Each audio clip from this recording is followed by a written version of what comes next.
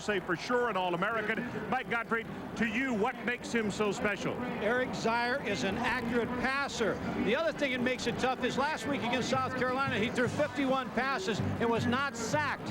What Georgia does with Eric Zeier is put him in the shotgun 5 yards deep. Now, after he receives the snap, he'll drop back 3 more steps. It's very difficult to get to him because he is able to make decisions quick.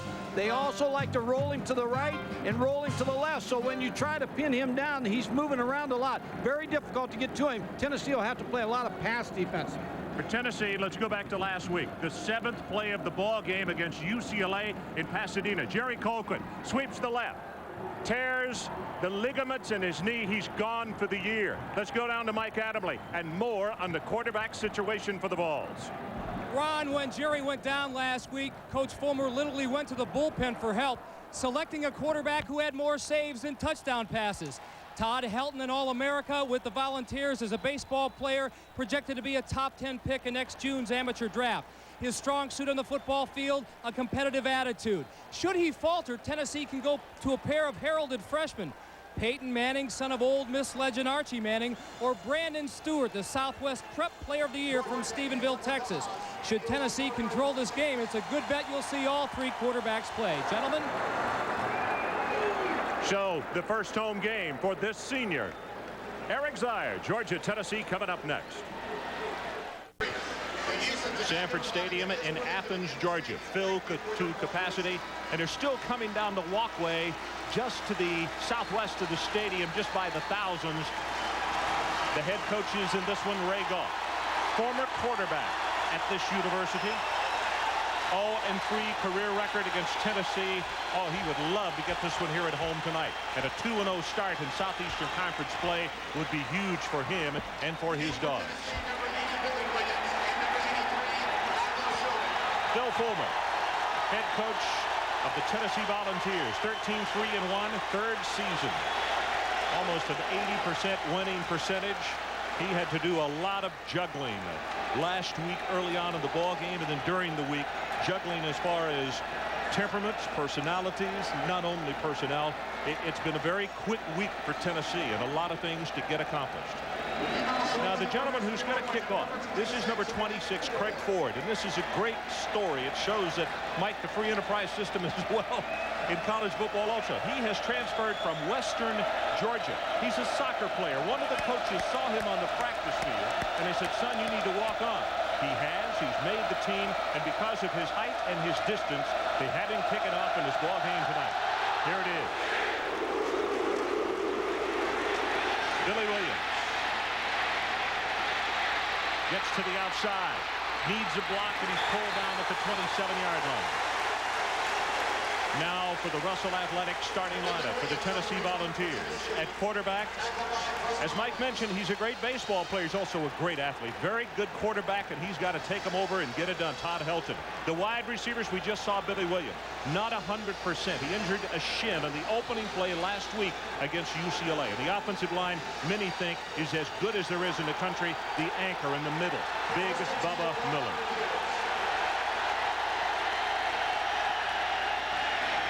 Keep it on the ground. Little man James Stewart will take it straight ahead, and he'll be stopped after a gain of a couple.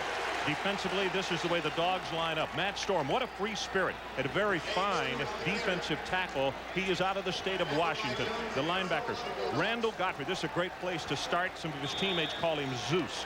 He was a all-conference linebacker last year. Into the secondary, probably the best of the defensive corps. Robert Edwards, the best athlete.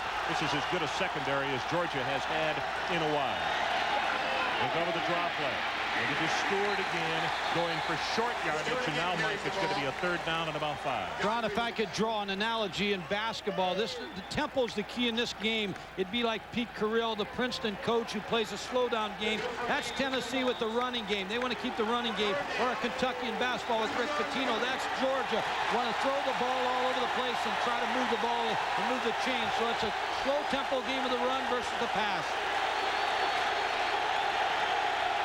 Lois Phillips and James Stewart, the setbacks in that I formation. And it's Stewart. They'll go right side. He's not going to have the first down. as Georgia pinches the line of scrimmage. Corey Johnson comes up from his free safety position. Georgia took the football away, but the officials say no turnover, and they're looking to the far sideline, and Mike, he does not have, I don't believe, the first down at the 36-yard line. Tennessee will ask for the measurement, and I think when you're on the road like this, it'd be a dangerous call on 4th and an inch, but we'll see how close it is. But Tennessee wants to run the football. They want to put the pressure on their offensive line, their tailback, and take it off Todd Helton.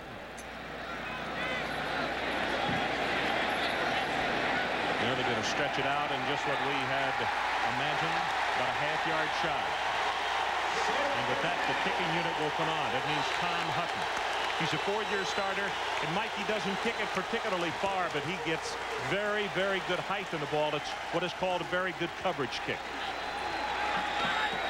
It's a good confidence builder for Georgia. If you're Tennessee, you want to take the crowd out of this game, not allow them to stop you on 3 plays and let this crowd get riled up.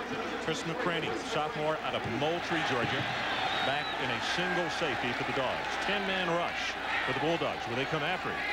Nope, they got the return out. The left footer. Bit of a line drive. Runs away from it, takes the Tennessee bounce, and goes out of bounds. So let's check the starters at quarterback. Mr. Everything here at this university. He's been here since second semester senior year. He had enough credits, he would have had and moved on to the college life. Bryce Hunter, it was not he that had the big week. It was Graham last week, but Bryce Hunter gets double attention almost every time out. And the offensive line, well, they had to do some mending here. Adam Meadows has been suffering from an injured ankle, but they need him with a very good ball game at that left tackle spot tonight.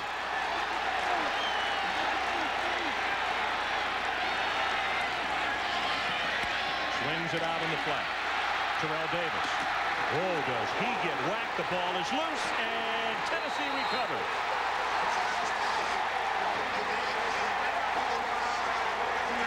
Ron, a late call. Austin made the hit. George Kidd made the recovery. Raymond Austin, this is like a run for Georgia. Just throw the ball in the flare. A good hit. Deron Jenkins in there, number 18, number 28, Raymond Austin, and Tennessee with great field position. Kidd with the hit, and Austin with the recovery. And Tennessee with the first big break of the night. Stewart, there's just nothing there, and Georgia is gambling, Mike. They're bringing 8 people within 2.5 of the line of scrimmage as a flag is down. To just say, Tennessee, we're going to make you throw the football. They're going to try to take the weapons away from Tennessee. They know the offensive line, the tailback.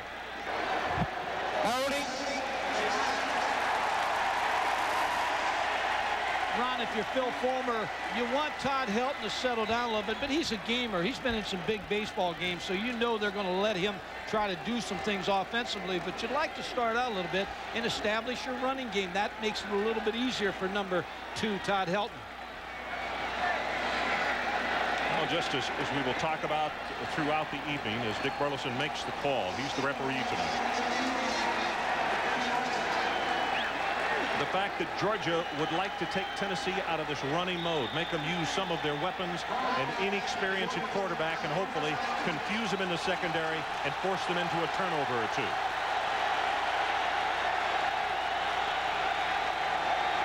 Helton from the shotgun, and it's a handoff to Stewart. James Stewart will take it down to the 33-yard line.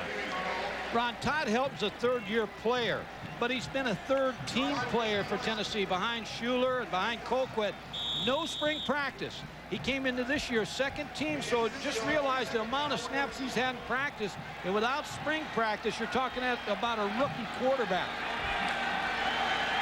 Bill Fulmer looks on as his ball club with a 2nd down at about 14. The line to make is the 19.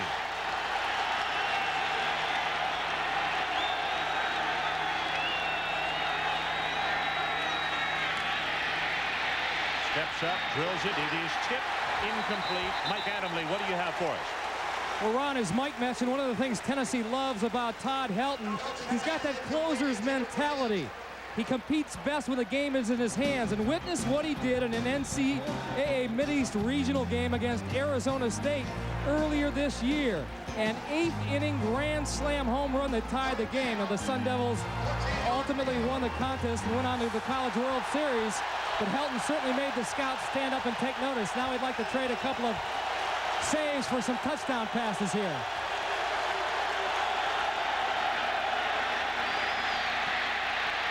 Pressure from behind, lobs it toward the end zone. It is caught inside the 5. Was he beyond? Yes. Mike, there is a flag down, and he has thrown the pass beyond the line of scrimmage.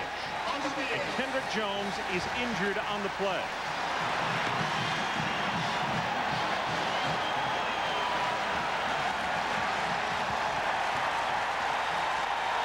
That's loss of down. Again, Ron, I want to mention the inexperience of a quarterback. No spring practice, so he's had relatively very little work. See Todd Helton, now he starts to scramble. He knows he has long yardage, so he has to throw the football. He's trying to buy time. He just steps across the line of scrimmage. Great catch right here by Kendrick Jones, number 27, all for naught. Now the situation on the penalty, it stepped off, and of course it is loss of down. On the offensive passer. So this means that Tennessee is out of field goal range, and Tom Hutton out of Memphis has to come on to punt. Well, you have to credit Marion Campbell, the defensive coordinator. And this Georgia defense, they're much maligned from last year. I mean, they really had a bad year defensively. And they are getting this crowd in the football game, Ron. Again, McCraney is the deep man for Georgia.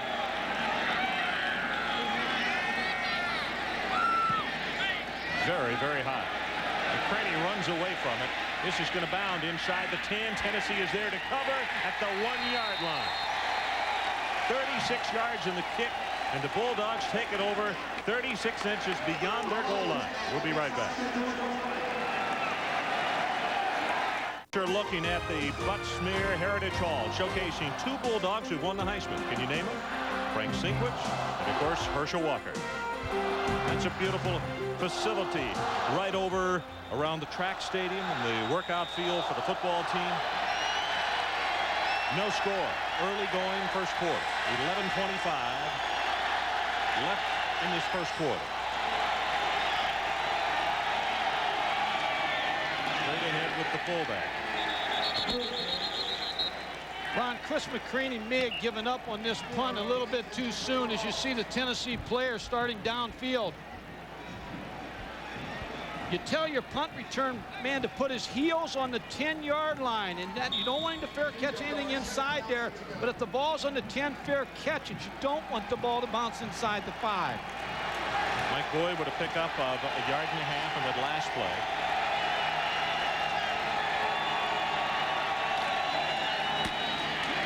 Not much opening for Boyd again, and he will have maybe a half yard to the 3. Well, let's take a look at the starters on defense for Tennessee. We didn't get this a moment ago. Steve White. All of these guys are new faces, all graduates. Steve White, good game last week, but they need a big one from him again tonight. The linebacker, Ben Talley, number 90. He is the best of the linebacking core. Don't be surprised if you see him down in a 3-point stance tonight. And in the secondary, Jason Parker. 24 games. He's been a starter for the Volunteers.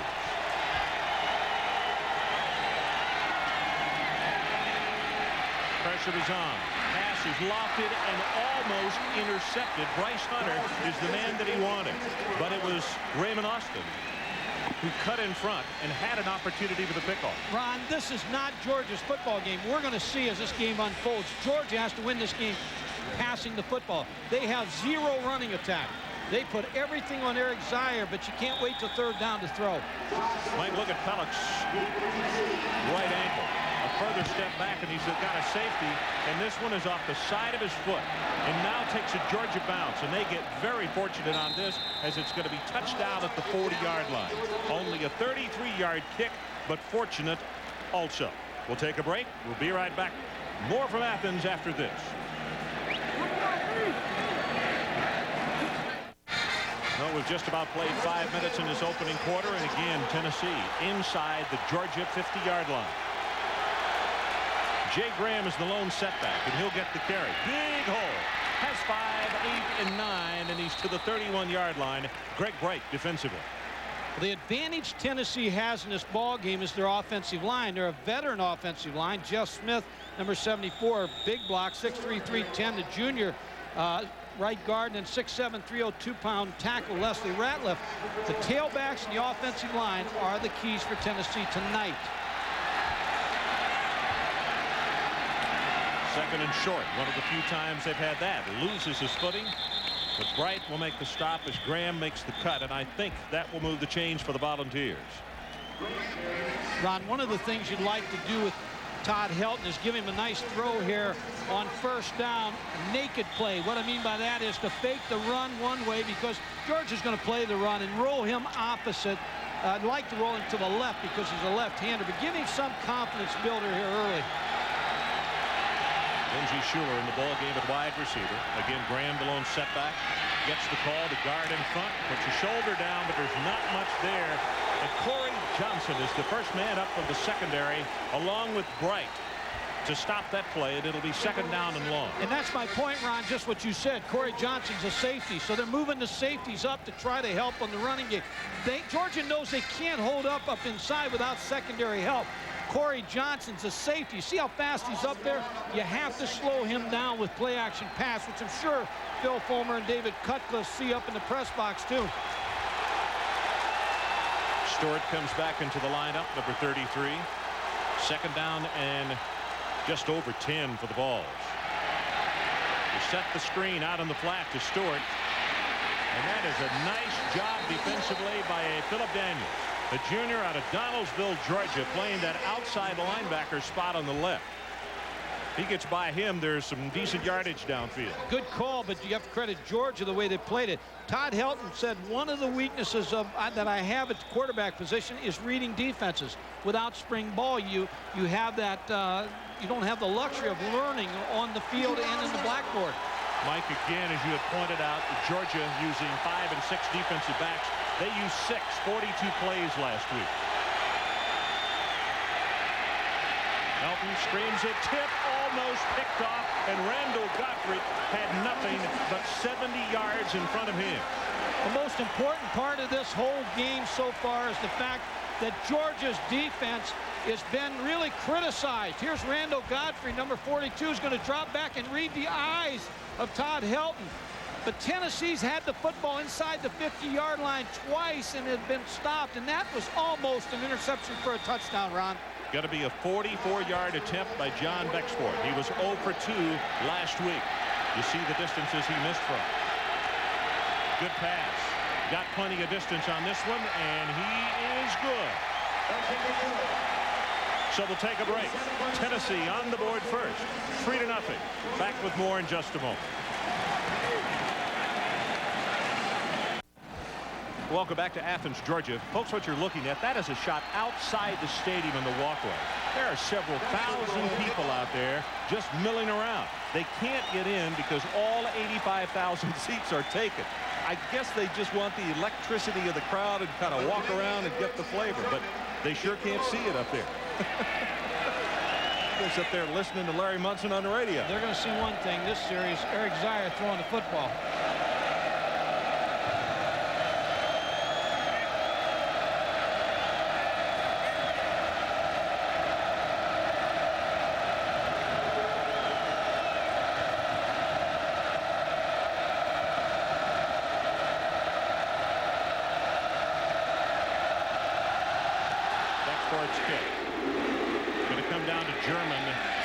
Deep, and they tell him to go to a knee. We'll take it at the 20.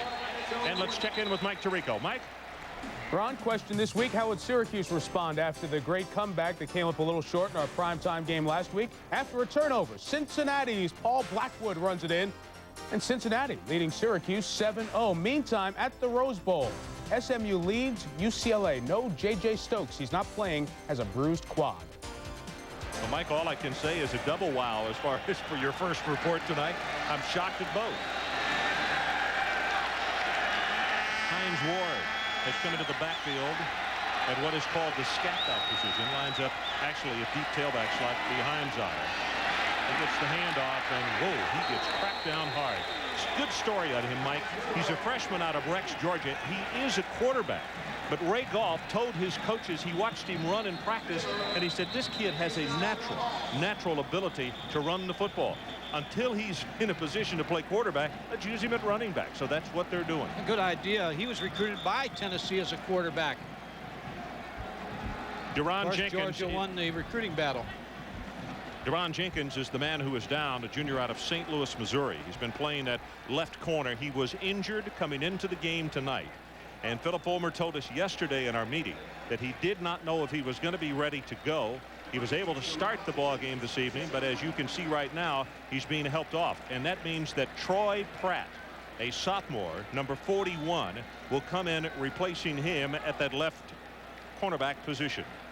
Where that hurts Tennessee most, Ron, is when you go to nickel and dime backs. You lose a defensive back. That hurts your package where you try to bring in a lot of DBs against Eric Zier. Pratt, by the way, is out of Lafayette, Louisiana. See the average field position. Tennessee, Georgia 48, Georgia own 15. It's still 3-0 Tennessee.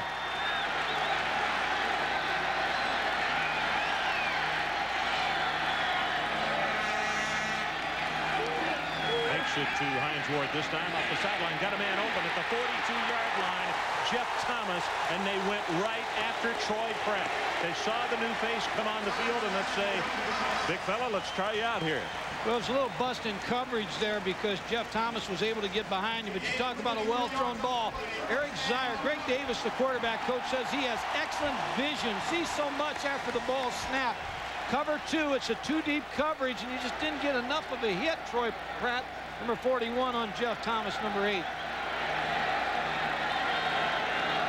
Zier, and they roll the pocket. Now he sets, throws it, and there's nobody home there.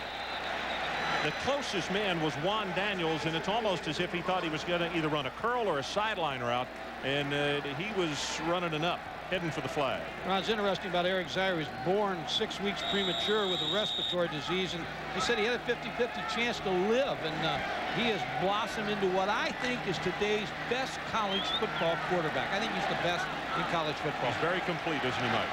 He does everything well.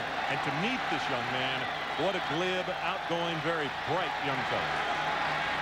Look at shuttle pass. This is Davis, and he'll take it across midfield and down to the 45. Jason Parker defensively. See, you have to defend Eric Zier, so those type of plays are going to work. Those are like runs for Georgia. Little quick passes, little shovel draws. All that is to do is to send a signal to Tennessee, just don't rush Eric Zier. Mike, you might explain for people who saw in last week's stats 51 passes by Georgia and saying, oh my, we've gone to the dogs literally with our offense. But passes like that, or as you say, it's like the power sweep or the power pitch. 15 of the passes last week were less than 5 yards, so you know the quick passes like runs. Boy, right guard. First down on the third down carry. Leland Taylor, the right defensive tackle for the Volunteers, is down on the bottom. Why I like Eric Zier is Georgia and Ray Goff is putting all their pressure on this quarterback, number 10. If they're going to win this game tonight, he's got to win it with good defense. Now, I grant you, he's got to have a surrounding cast, but all the big plays will be made by him tonight because they are a passing team, not much running game.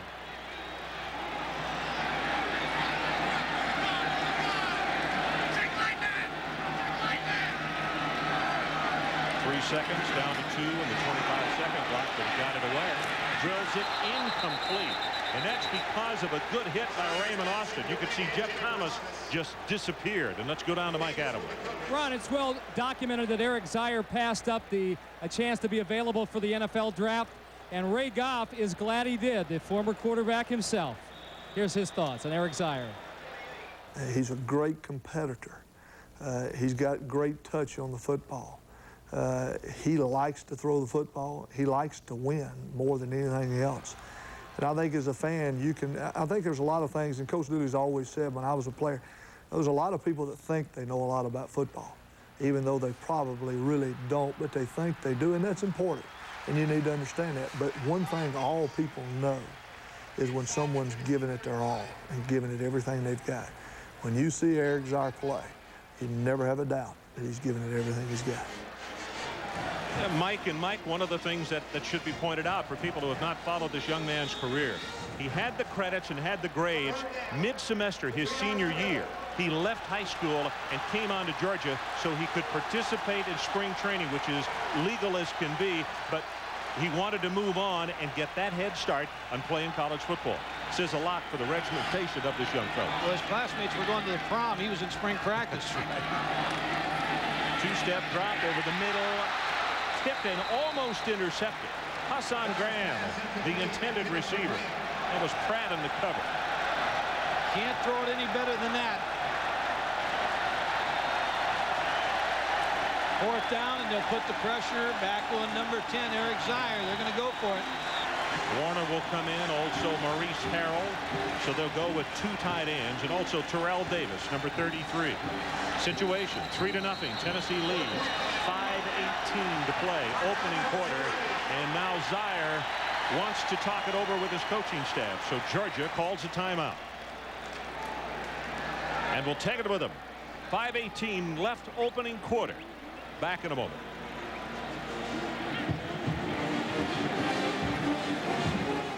Well, Georgia is in punt formation. They decided not to go for it in a very high kick by Pellet.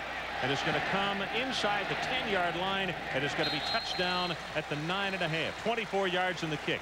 Well, coming up, the third game of our triple header today, 10 o'clock Eastern time. Look at this one. Miami at Arizona State. Miami 0-3 at Sun Devil Stadium, but all three of those, well, those are Fiesta Bowl losses. And Mike Gottfried, I don't think that's going to have anything to do with anything tonight. Although Arizona State, very improved football game. I think they're going to have a shot at Miami tonight. I think it's going to be a lot closer game than everybody thinks.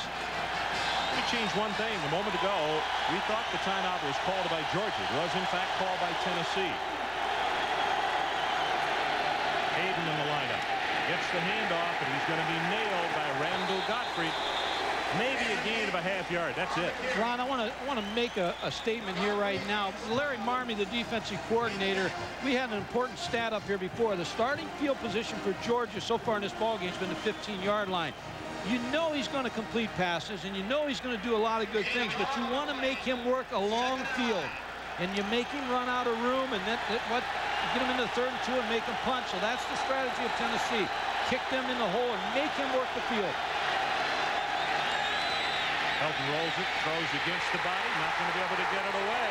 Randall Gottfried, we have him unofficially for 5 tackles already in this ballgame. He's been active, Ron, but I saw on the tape a little bit when Todd Helton goes to the right, he has a little bit tougher time squaring his body, but he had a lot of pressure here. He's a left-hander now. Now he's rolling to us, and now he's squared in pretty good shape. He can't get the pass off because Randall Gottfried, number 42, is right in his face. Also, you can see a good job by Derek Smith of containment. 3rd down, 17 yards for the first down for Tennessee. Big opening on the left. Hayden at the 15 and caught from behind with an ankle tackle. And if Robert Edwards doesn't get him, Mike, they not only picked up the first down there, he might have been gone for over 90 yards. That's a gain of 18. Jason Lehman, number 66, with a block that springs Aaron Hayden, second-team tailback. You see they're going to try to wear him out with tailbacks. But Ron, again, I'm saying it again, the important point is field position. You want to keep Eric Zier on the sideline, and you want to make him work the field. You don't want to give him the ball at the midfield marker. Good look at Matt Storm, number 98, the senior out of Edmonds, Washington. Hayden, he's the man that was fired up a moment ago, and he is again. He's going to take it for 5. Mike, just a little bit more on Matt Storm. He has his own 800 number. Now, Edmonds, Washington is a long way from way down here in the southeast. He was calling his mom when he first got here because he was a little blue being so far away from home. So he was calling his mom 2, 3, 4 times a day. She got that first bill and said, wait a minute, there's got to be a better way. Somebody said, you'd be better off having an 800 number. Now even some of the students have gotten a hold of it, and he's wondered if maybe he ought to change his 800 number.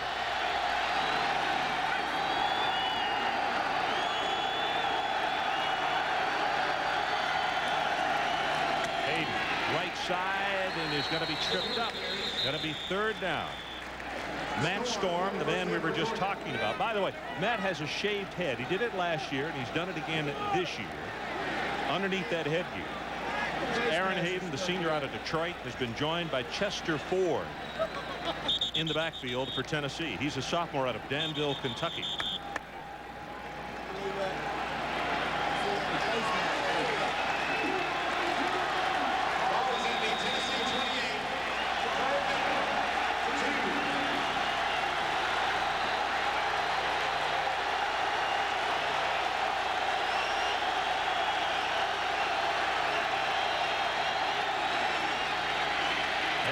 Tries to keep and pick it up, and he'll have it. Matt Storm outside along with Derek Bird, number 91, and Carlos Jansen. But it looks as though, yeah, Tennessee has gotten the first down. This is what Todd Helton gives you. He was an option quarterback in high school. David Cutcliffe recruited him, so he knows he can run the option. So the option's in this week against Georgia, and a good athlete Todd Helton is able to pick up the first down, keep the sticks moving. 3-0, Tennessee leads. We're now under 2 minutes left in this first quarter. Fake it to Hayden. Going to go up on top, looking for Billy Williams deep. And he's got it. Inside the 15 to the 14. Ron, what made this play was the ball handling of Todd Helton. He froze the safeties because the safeties are so active. Corey Johnson on the run. What a great call by David Cutcliffe and Phil Fulmer, but the fake is what makes this play.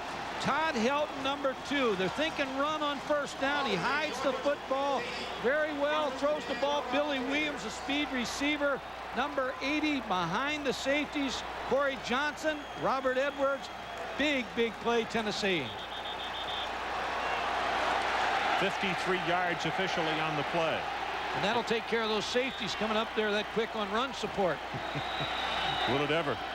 Mike, this means then that Tennessee, for the 3rd time tonight, has been in Georgia territory.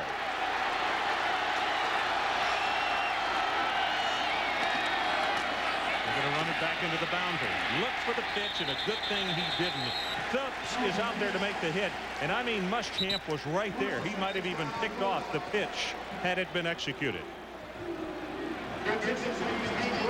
Now it's Jerry Colquitt on the 2nd row with the headsets on, turning to his right. Really an outstanding young man. He said during the week he didn't want people's sympathy, but a lot of people wanted to go up to him and say, hey, I'm sorry. It really shook up his football team last week when he went down with the injury. Very popular leader. Hayden, big opening, has 5, has 10, counted off at 11. It is 1st and goal, Tennessee. That's what that Todd Helton play with the long pass has done. It's settled the Georgia defense down a little bit and bringing people up too tight. Aaron Hayden, who speaks to youngsters in the Knoxville area in his spare time on staying in school and staying out of trouble with a big game. The offensive line of Tennessee, which is their strength, and the tailback position a strength. They're going to that strength right now against Georgia. Ron, I've been impressed with Todd Helton here early. I have too. In fact, he really has handled the situation extremely well, and as the quarter goes on. That's the end of the first quarter with our score, Tennessee 3 and Georgia 0. First play of the 2nd quarter. The ball 4.5 yards away. 1st and goal, Tennessee.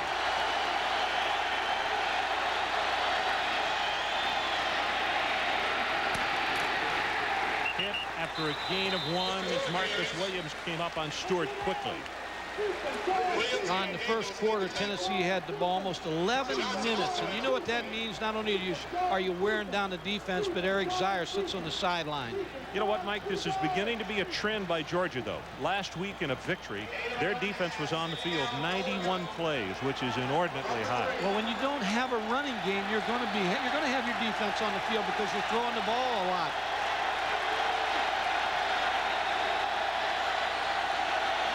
Stewart, left side, touchdown, Tennessee.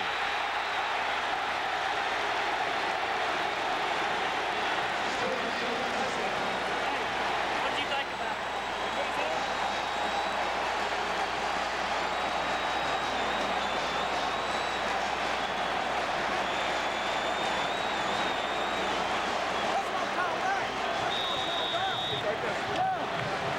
Good look at Billy Williams. It was, in fact, his play, the 53-yarder, one of the key plays in the drive. The other, that 18-yard draw by Hayden. Bexford to attempt the extra point. And he's got it. The key play in this drive, when you're talking field position, keeping Eric Zier on the other side of the 50-yard line, Todd Helton with great ball handling, hitting Billy Williams on a post behind Corey Johnson. Safeties for Georgia, play and run. Robert Edwards, number 47 on the tackle. But Ron, that changed field position and led to the score to give Tennessee a 10-0 lead. Mike, you can see on that from that view right there, Billy Williams did a really good job of holding on to the football. It almost came loose after he caught it. So we mentioned that he was not 100%. He got the shin injury in the very first play of the UCLA game, but obviously a 90% Billy Williams is better than most. That's exactly right. And Ron, Phil Fulmer, the first quarter went just like he planned it. 11 minutes of possession time. Defense is going to give some yardage, but Eric Zier has to work the field. First quarter, Tennessee wins it. Now again, Eric Zier, number 10, he's so dangerous and they play so wide open. He gets you back in the game quickly. Export will kick it off, and the man who's deep is Jerry German, senior from Richmond, Virginia. And they think that German, the coaches do, that he has been outstanding in fall practices. He'll get an opportunity from the 8. Here he goes. One man, Bexford to beat, and he's pushed out of bounds. Bexford possibly saved 6. Jerry German looked like a shot out of a cannon. Real good quickness on the return. You see the wedge form. Good move by Jerry German, number 17. John Bexford, number 10, the kicker, just trying to hold him off till somebody else comes, but he knocked him out of bounds. That's 39 yards, Mike. Good field position for Georgia. This is very important. This goes back to what you were talking about. 4-12 as far as Zier time, so to speak, on the field. Fakes the run, rolls that pocket, and has it complete. Bryce Hunter. And let's check in with Mike Tirico. Mike. Mr. Zier may be a Heisman candidate. Folks, if you're talking about Heisman candidates, you can't forget Steve McNair of Alcorn State. Today, 156 yards rushing, 491 passing, and 8 touchdowns. As Alcorn beats UTC, Georgia Tech, that game was 31-26 in the fourth, but the Jackets scored the last 2 TDs to win. Mike, I know one thing. The pro scouts don't care how many votes McNair gets. They love him. He's the real deal. Yes, sir. What a physical specimen.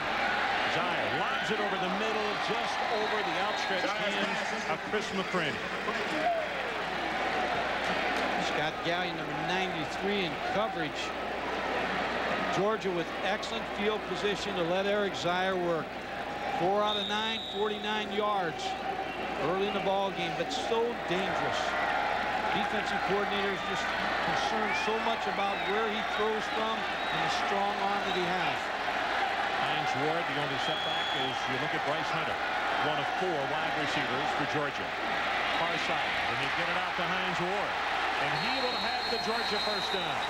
Scott Galen, the junior out of Seymour, the middle linebacker, tripped him up, but the Georgia Bulldogs will move the chain. You're not going to contain Georgia all evening. You're not going to stop Eric Zier. He's going to get his yards. Here he makes a good choice in just throwing the ball to the running back, Hines Ward, on the last play, number 19. So, first down, Georgia. You just joined us. Tennessee 10, Georgia nothing. But the Bulldogs are driving.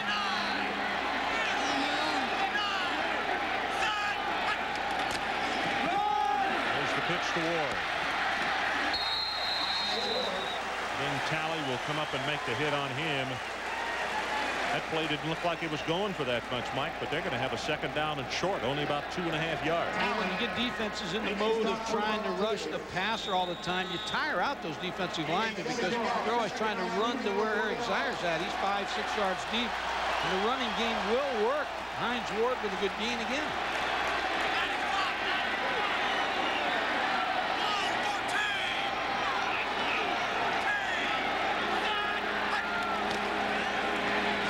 Double pass, Ward.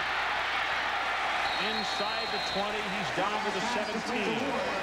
Scott Galen again defensively for Tennessee.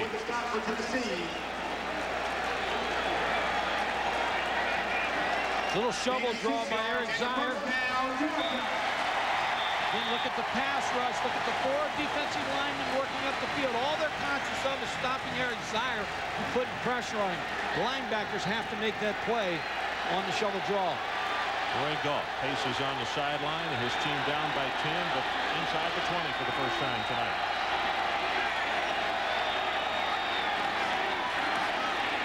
Lobs it for the end zone. He's wide open. Touchdown, Hassan Graham. Incomplete. He dropped it. Dropped the ball, Ron. Wide open in his hands. Ben Talley in coverage. What made this play was a good fake. Boy, Fair got turned around. Terry Fair, a true freshman, number 13. Hassan Graham just took his eyes off of the football. Off the face mask and off the chest. So it's second down.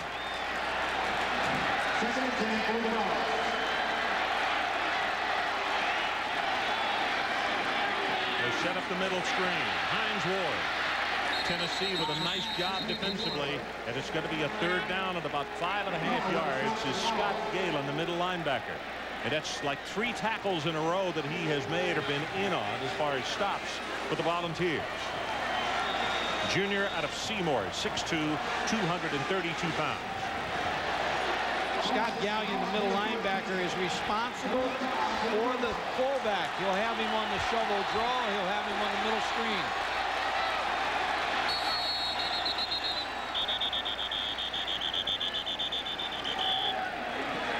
Tennessee wants a timeout, so we'll take it with him. 10-0. Vols lead. We'll be right back.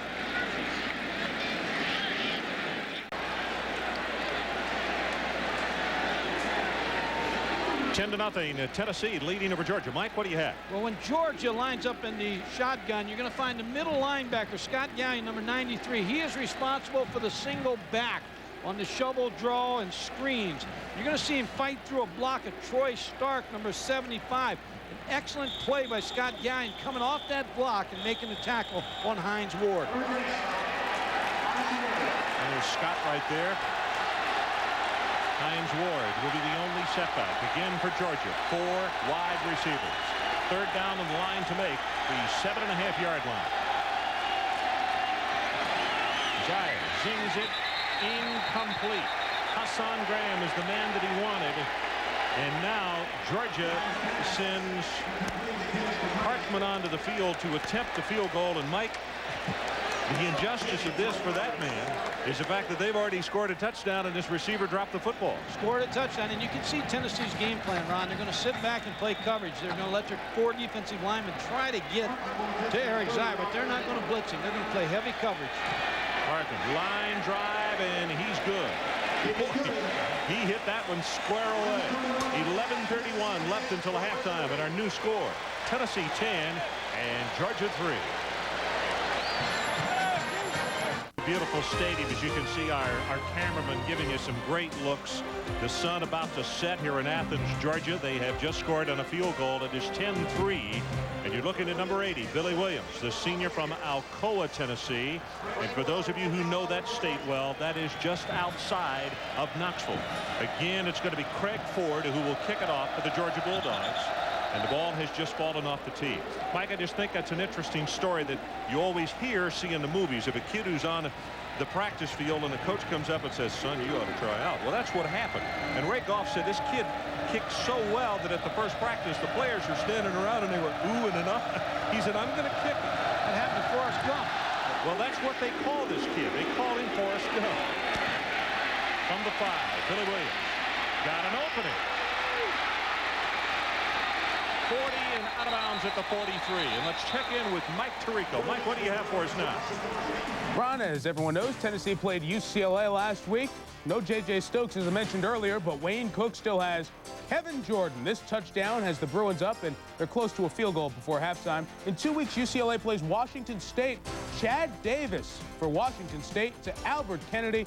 26 yards score. Looks like the Cougars, after beating Illinois, will beat Fresno tonight. Yeah, that's the fact that the Illinois game looking even more impressive after what Illinois did today. Stewart, big opening left side, 5, has 10, 15, and he's open across the 40 and inside to the 37-yard line. Ron, the game plan of Tennessee is to milk the clock, work the offensive line, run the football, mix some play action passes in, keep Eric Zier on that sideline. That's a gain of 20 yards as you look at Eric on the sideline, and because of the length of time, your point is being made right now, Mike. He wants to get up and throw the football a little bit. And we're starting the clock here on how long he's going to be on the sideline on this drive. Pitch to James Stewart. Down the sideline, hurdles one man, and he is inside the 25, and they say he didn't get out of bounds, so the clock will continue to run at the 23-yard line. Best defense, Ron, against the quarterback of Eric Zier's stature is to just keep him right over the sideline. See, now, he's throwing passes over there, but he can't hurt Tennessee. And the guy catching him is the backup quarterback, so there's no problem there. I mean, just let him throw his passes over there. If you're Tennessee, you feel good about that. Stewart had a gain of 20 2 plays ago, 15 on that last. So a gain of 35 on 2 snaps. See if he can do it again. He's tripped up on the line of scrimmage. Matt Storm got a handout on him. Also, you can see Marcus Williams coming over to help out. And very quickly, Randall Gottfried will get back into the ballgame, the middle linebacker for the Bulldogs. He's been their key defensive player for Marion Campbell. Marion Campbell, the new defensive coordinator. Georgia fans were hoping that he would have the same kind of relationship with Ray Goff that Irv Russell had here with Vince Dooley and the success they had. Pitch to Stewart. Has the first down behind his blocking. Gottfried makes the tackle, but it will be a Tennessee first down. And this is far and away the best looking offensive drive that the Vols have had all night. Strength starting to show, and here again is Eric Zier. Now he's sitting down, and our clock was stopped because the ball, the chains have stopped. We'll start our clock back up. Feel like a game host. Start that clock. There we go. All right. You have a question for us? 10-3, Tennessee, and the Vols looking for more. They run it back into the boundary, and the pitch. Last minute, oh my goodness. Helton almost got killed by Corey Johnson, or almost got his running back killed because he waited until the last moment on the pitch. I've been really impressed with Corey Johnson. Now, he was in coverage on that pass with Billy Williams, got the deep throw, and he may have been helped coverage on that, but he has really been active in the running game. Free safety, Corey Johnson. Look at the tackle, number 27. He's only 5'11", 183, a sophomore. Stewart now 11 carries, 72 yards. He has 53 on this drive. Play action, rolls it under pressure, and Helton will just go out of bounds, and he got punished. Travis Jones, the first man there, and then you could see Greg Bright, 45. Marion Campbell said that Travis Jones is our leader on defense. He came in here as a linebacker, sat out last year, did not play. Had a kidney disorder, Mike. Couldn't play. This is number 51, Travis Jones against Todd Helton, making a tackle and getting a little help there. Greg Bright, number 45, and the clock's still running on Eric Zier on the sideline. Here's the situation. It is third down, Tennessee. The ball at the Georgia 6-yard line. 10-3, Volunteers lead. Draw play, Stewart right at the middle at the 1, touchdown, Tennessee.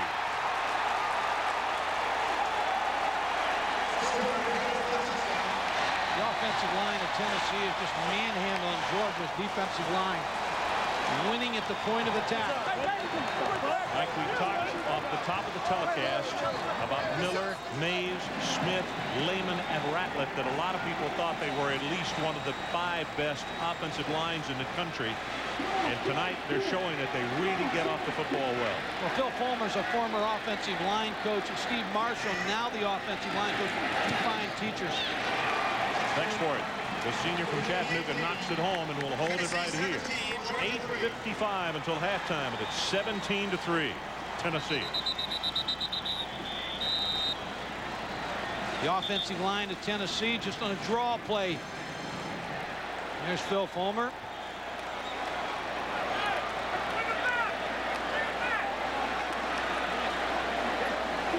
Don't know what point he's trying to make there, but has to feel good at this point. 17-3, but you're never safe. The quarterback of Eric Zier. Well, one of the Volunteers shaken up, and we cannot get that number.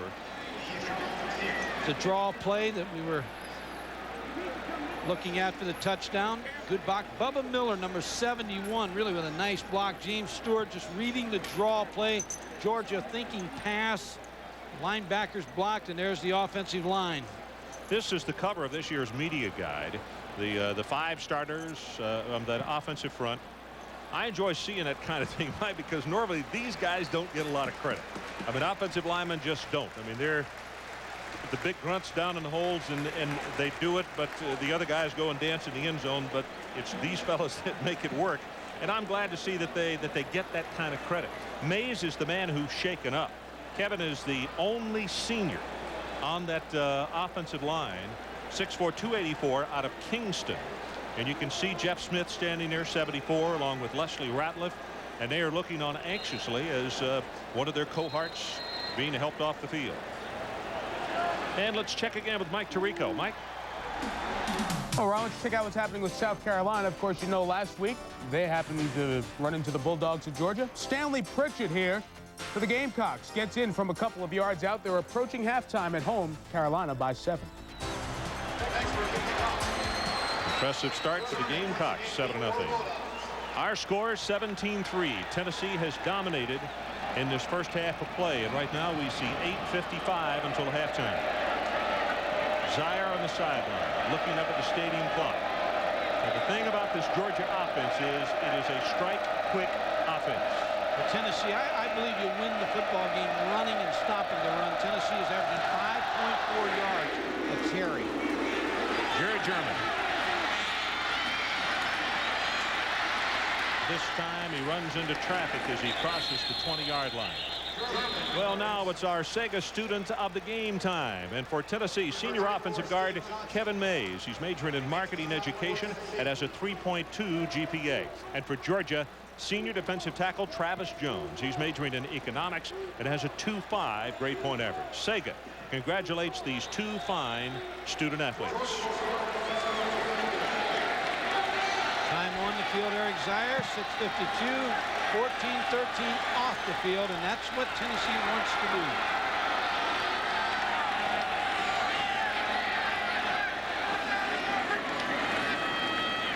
To the run, Terrell Davis back into the short side of the field, and they'll say he steps out of bounds at the 33-yard line. Pickup of about 8 on the play as Terry Fair, freshman out of Phoenix, Arizona, was there to push him out. 9 yards. That's 23 yards and 7 carries for Georgia rushing, where Tennessee has 129 yards in 24 carries.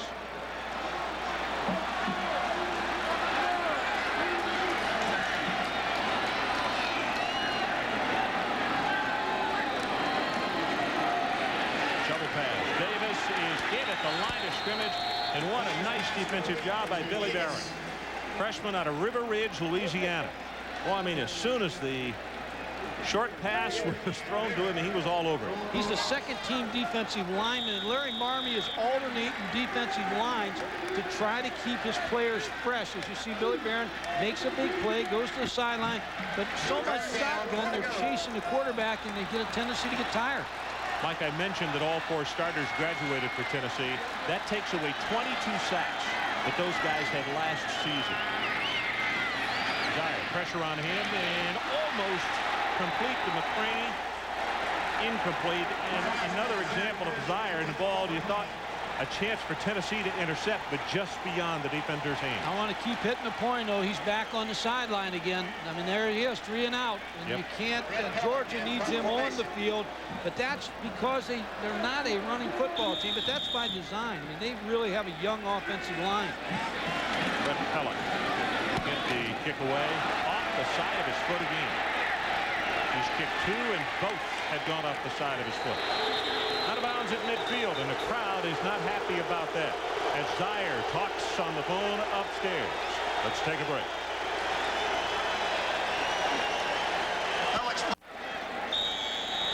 Well, a good look at the moon over Athens tonight, but actually the Georgia offense would like to see something a little brighter, because it's simply nothing's been shining for them tonight.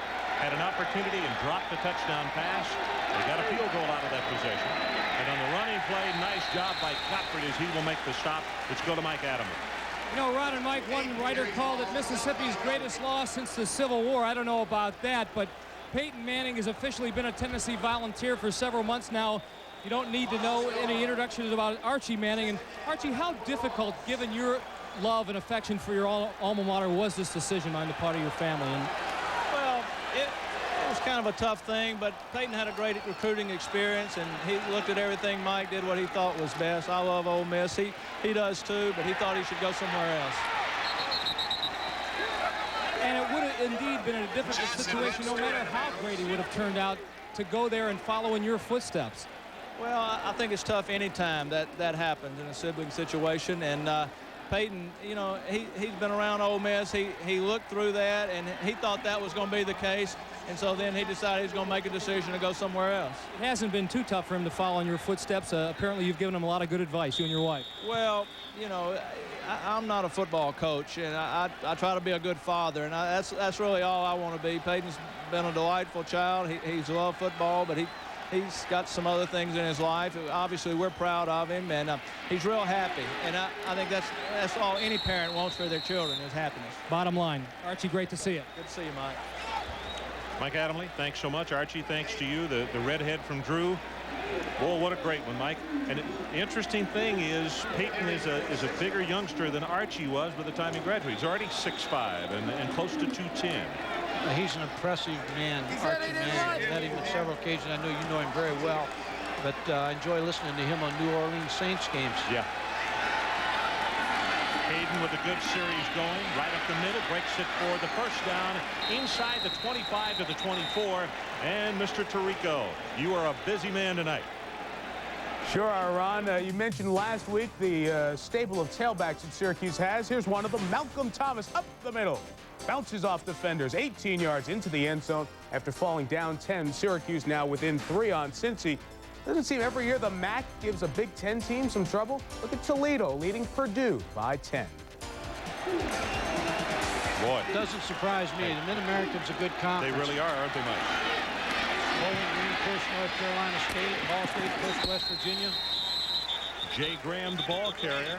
And Tennessee not only has been alternating people on defense and in and out with offensive linemen, but we've seen Graham several times tonight in key situations. He's been very impressive, and he's only a sophomore. Coaches tell me that he really is exciting tailback. Jay Graham, young player, and Stewart coming back on the field for him. But there's so much depth at the tailback and the quarterback position, which we'll talk about here in a little bit. He's got a log jam. You got to have a lot of footballs if you got that much talent. Play action. Pelton under pressure, now dumps it off in the flat. And Stewart will be shoved out of bounds just shy of the 15-yard line by Carlos Yancey and Godfrey. Now, Schuler, of course, should have been the quarterback, but he left school early. So Jerry Colquitt, fifth-year senior, he gets hurt. Now you've got Todd Helton, who many think will be the #1 draft pick in baseball. He may go baseball next year. They get Colquitt back, but you got 2 outstanding freshmen in Peyton Manning and Brandon Stewart. So, you know, really, you need to play the freshman a little bit to have a quarterback with some experience next year if Todd Helton goes baseball. That's right. Otherwise, you're right back where you started from. Third down, and the line to make is the 14-yard line. They fake the pitch. Here's the boot. Helton in trouble and is not going to have the first down. That's a nice job by Philip Daniels. Yancey came over to help him, but Daniels was not fooled. He stayed at home. I tell you, that was a nice athletic move by Todd Helton going to the right side just to pick up what he did pick up. It's an interesting call for Phil Fulmer. 17-3, up 14. You take the 3 points and go up 17.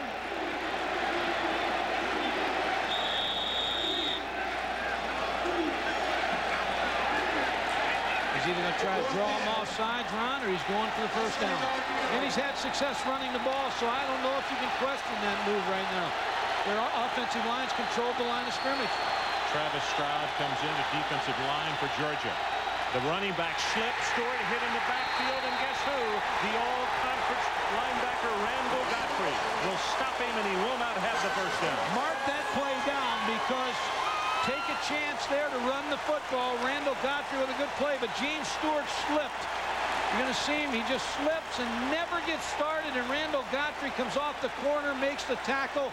And you talk about a big play. Now, that keeps Georgia in this football game. Godfrey, we have unofficially 8 tackles already in this ball game. Mike, and the thing, so many have been key tackles I already. like those Godfreys. I think he spells it a little different. Yeah, he does. Sideline. Got it complete. Jerry German out of bounds just shy of the 25, and it'll stop the clock with 4:49 until halftime. Tennessee 17-3. Ron, there's so many plays in your coach when you coach on the sideline. You got so many decisions to make. Do you take the field goal and go up 20-3 and put it 17 points ahead? Or do you go for the first down, try to punch the lights out of Georgia? And you credit Marion Campbell with a good play there defensively. Mike, on the road, you can never have enough points. Oklahoma proved that almost last week, didn't they? You're exactly right. Again, they run back to the short side of the field, and that's Hines Ward. The quarterback turned running back is showing why he is getting a lot of playing time here in Athens. Now, Georgia has an interesting quarterback situation next year. Eric Zier's gone.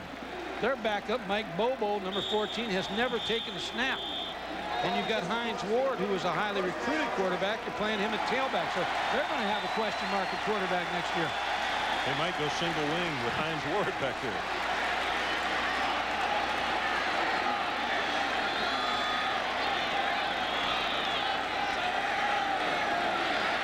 Rolls to his right, a middle screen, and a confusion there on the play. Mike Adamle, let's go to you. Well, Ron, you talked about Mike Bobo and there being life after Eric Zier. Here's a kid who broke all of Charlie Ward's high school records at Thomasville High here in Georgia. Last year he was redshirted. He knew he wasn't going to play. He got down in the dumps. He was, by his own admission, a little immature. There was a citation for disorderly conduct. He got in Ray Goff's doghouse, but he's focused and he's ready. But filling Eric's shoes would be mighty tough. To the near sideline, complete to German. Not enough for the first down, but Georgia will look at a third down, and they need to take it just across the 41-yard line. Fair was there defensively.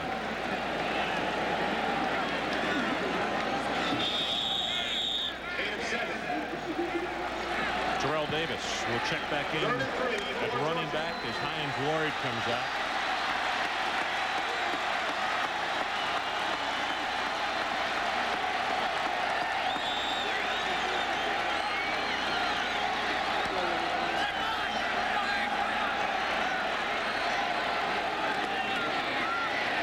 Near sideline has it complete, Hassan Graham, and that is enough for the Georgia first down.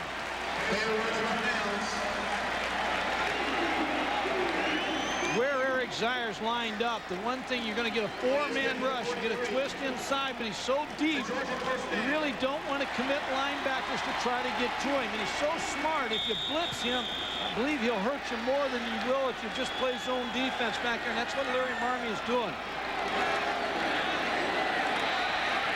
Zier complete to Graham, and folks, I don't know how he got the pass through there. There are 4 Tennessee defenders, and it goes right between all 4 of them. That's what Tennessee is trying to do, make him throw through coverage.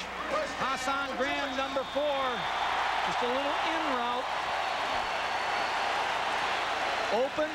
Tennessee has it well covered. Jason Parker, the safety, slips. First down, Georgia. What a pass by Zier. Under pressure, gonna scramble. I think the defensive back, Jason Parker, thought he was gonna slide as a late flag comes in. He did not, and he takes it to the 27, and now let's see what the mark-off is.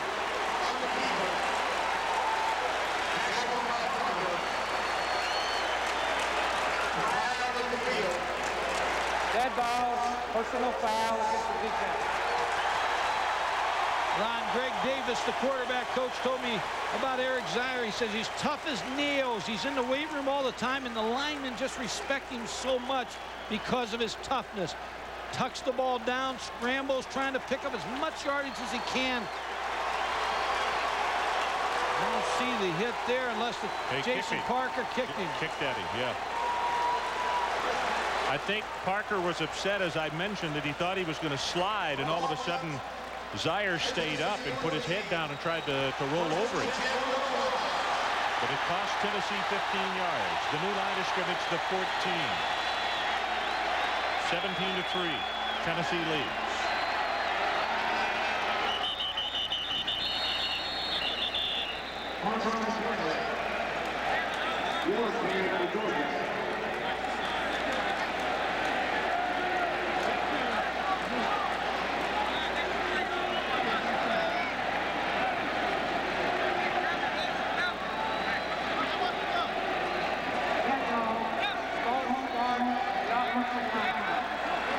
Mike, here's another number for you as far as what Eric Zaire means to this football team. 150 total yards for Georgia in this first half. Zaire's responsible for 125 of them. But without a running game, that goes back to what you said as far as putting it on his shoulders. It's on his shoulders all the way on this ball club. Bryce Hunter in motion. That's who the pass goes to. And a nice job defensively by Tennessee as Ronald Davis is right out there to make the stop.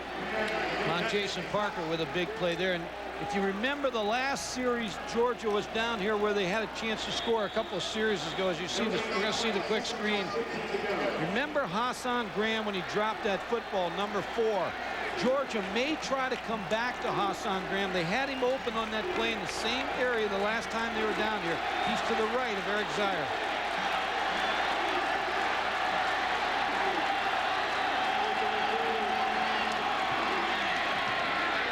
Middle screen.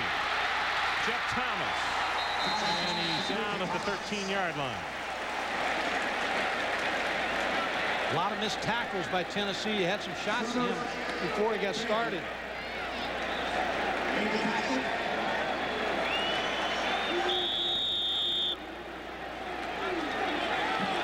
of 23 for Eric, 107 yards. And we've just gone under 2 minutes until halftime. Georgia trailing by 14, but the Bulldogs are driving.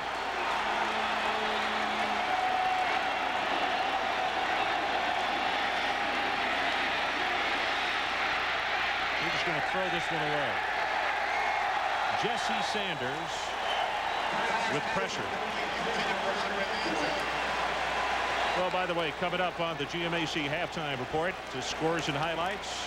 And we'll have a report from Notre Dame on what happened in the waning moments today as the Irish led, and then Michigan drove it downfield and made it a typical confrontation between those two ball clubs. Ron, Tennessee's strategy again, make him work the length of the field and make a mistake and hold him to a field goal. He's good. 30 yards on the field goal. Don't forget, coming up next Saturday, a triple header, 12:30 Eastern time. We'll start off Pittsburgh against number 16 ranked Ohio State, and that may change. And then at 6:30 Eastern time, number 2 against number 20. The Florida Gators travel to Knoxville, Tennessee to meet the same Tennessee Volunteers. And then at 9:30 Eastern time, we'll go directly to Boulder, Colorado. Number 11, Wisconsin against number 7, Colorado. Boy, quite a triple header next Saturday right here on ESPN.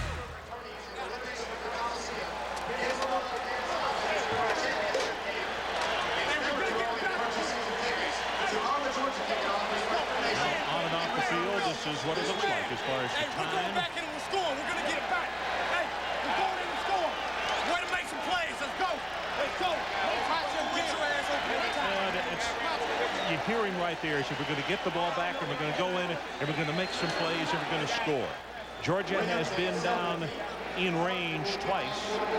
They threw one pass that was dropped by Hassan Graham in the end zone, and that time had an opportunity, and they get the field goal. So they've been there twice, and they only come away with 6 points. Line drive kick taken at the 25.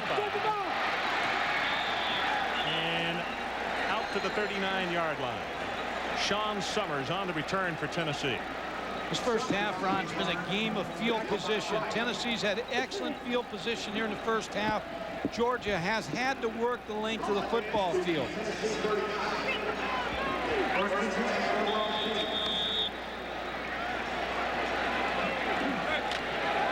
Todd Helton, great year in the Cape Cod League. You saw that ERA, Mike, of under 1 last year at Tennessee.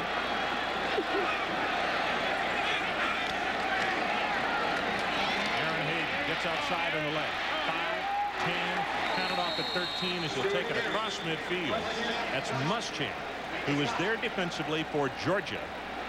Tennessee has 1 timeout left, 1:17 on the clock. You'd like to now go into your 2-minute offense with Todd Helton to try to get that field goal back.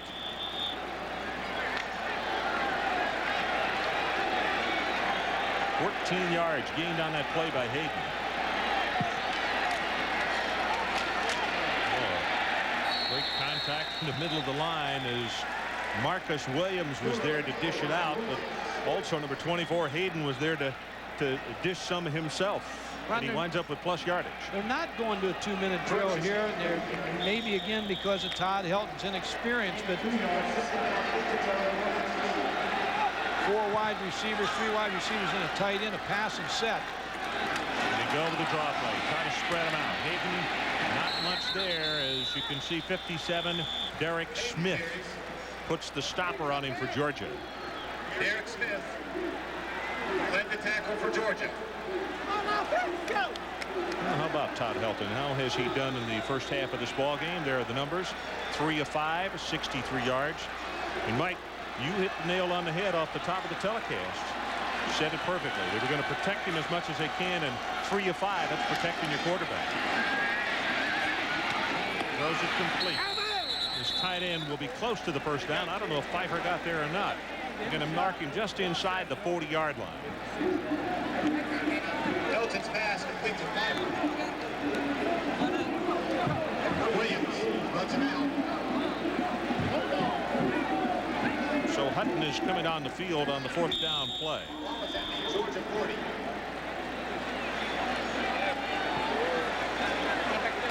First half numbers on Eric Zier. Nope, there. This is Bexford rather than Hutton coming on, and this will be a 57-yard attempt.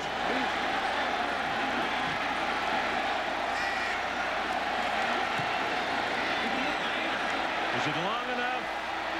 No. Misses by about a yard, and that's it as the clock runs out, and that's the end of the first half with our score. Tennessee 17 and Georgia 6. Now stay tuned for the GMAC halftime report.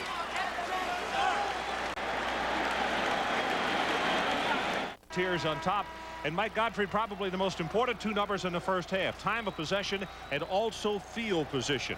Exactly what Tennessee wanted to do. First of all, keep Eric Zier on the sideline, 18-36, and then the average field position, their own 43, which is good for them, but make Eric Zier work the length of the football field, starting field position to the 22-yard line. So they made him play with a long field tonight. Expert is in kickoff. Bexford will tee it up and kick it off for the Tennessee Volunteers to open this 3rd quarter.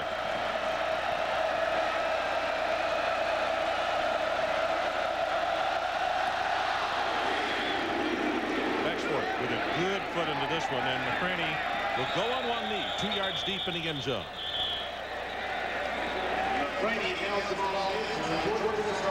Eric Zier 14 of 24, 108 yards, so you have to be happy if you're Tennessee. Here's his pass chart. The most success he's had is drop back when he had the ball under center, when he was lined up taking a snap from the center. 6 of 6. Shotgun, he's 5 for 11, 37 yards. Tennessee making him throw short. Rolled left, 0 for 1. Rolling to the right side, 1 for 2, 13 yards, and then play action. Tennessee's been effective against him, Ron, but this game's not over by any means. He's going to go on top. Got it! Jeff Thomas.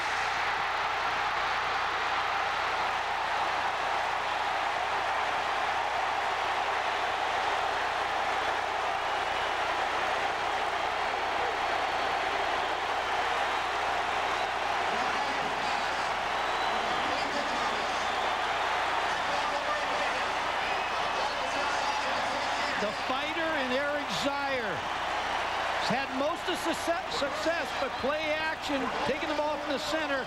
Very well thrown ball. Raymond Austin, number 28. Got behind him, Jeff Thomas, number 8. Big play. Ronald Davis makes the save, 71 yards in the pass play. We talked about a big play offense for Georgia. There it is right there. First down inside the 10-yard line of Tennessee. Hines Ward, his flags come down and it's no play.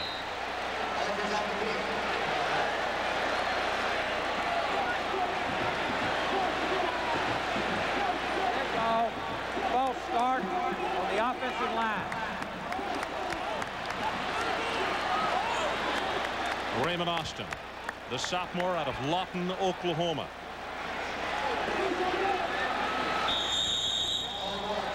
Ron, Tennessee was able to keep Georgia from the big play in the first half, and Georgia opens up with a big one in the second half.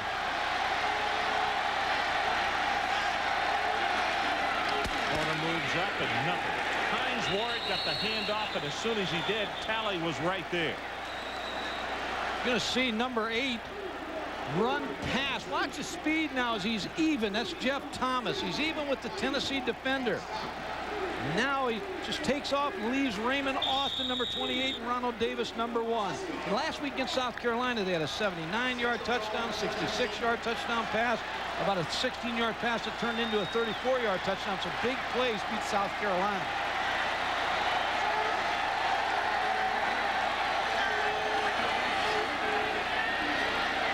Far side, this is Graham.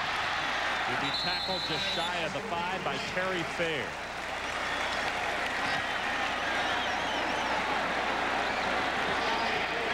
Third down in the first half. Tennessee owned third downs in key situations, and Eric Zier needs now to make sure he doesn't let another third down go by the wayside against this Tennessee defense.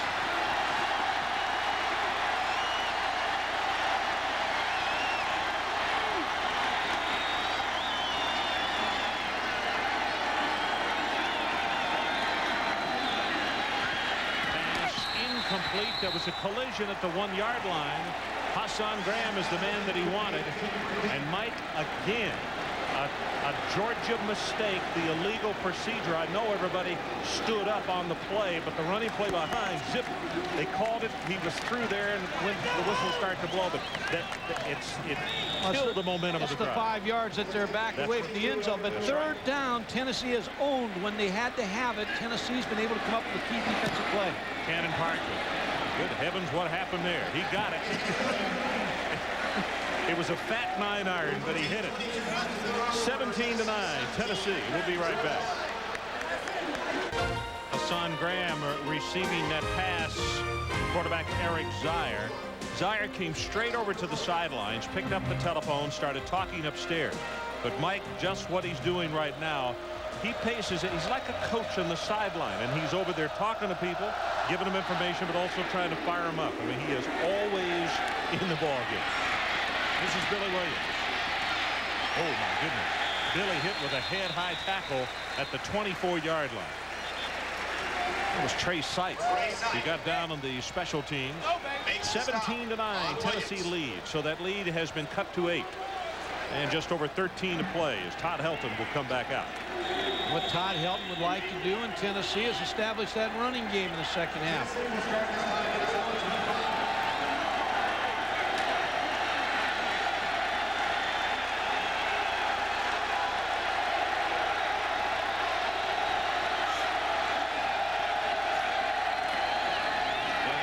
Stewart, and then the quick out pass to Williams, and Billy's going to have 5. And let's check in once again with Mike Adamle. Mike? Well, the one thing that Georgia defensive coaches said, the adjustments that they were going to make strictly had to do with Tennessee throwing the football. They want them to throw the football. They weren't specific, but they were going to make Tennessee throw. If that meant 7 men on the line of scrimmage or 8 men on the line of scrimmage, they're going to make Tennessee throw. They were totally unhappy with the number of snaps the defensive team was on the field in the first half. Well, you're looking at Marion Campbell there. He's the defensive coordinator. He's the highest paid assistant in the Southeastern Conference. Makes $106,000. Marion coached in the pros, head coach. Had a meeting at McDonald's with Ray Goff to decide whether he's going to take this job or not. Was out of football for 4 years.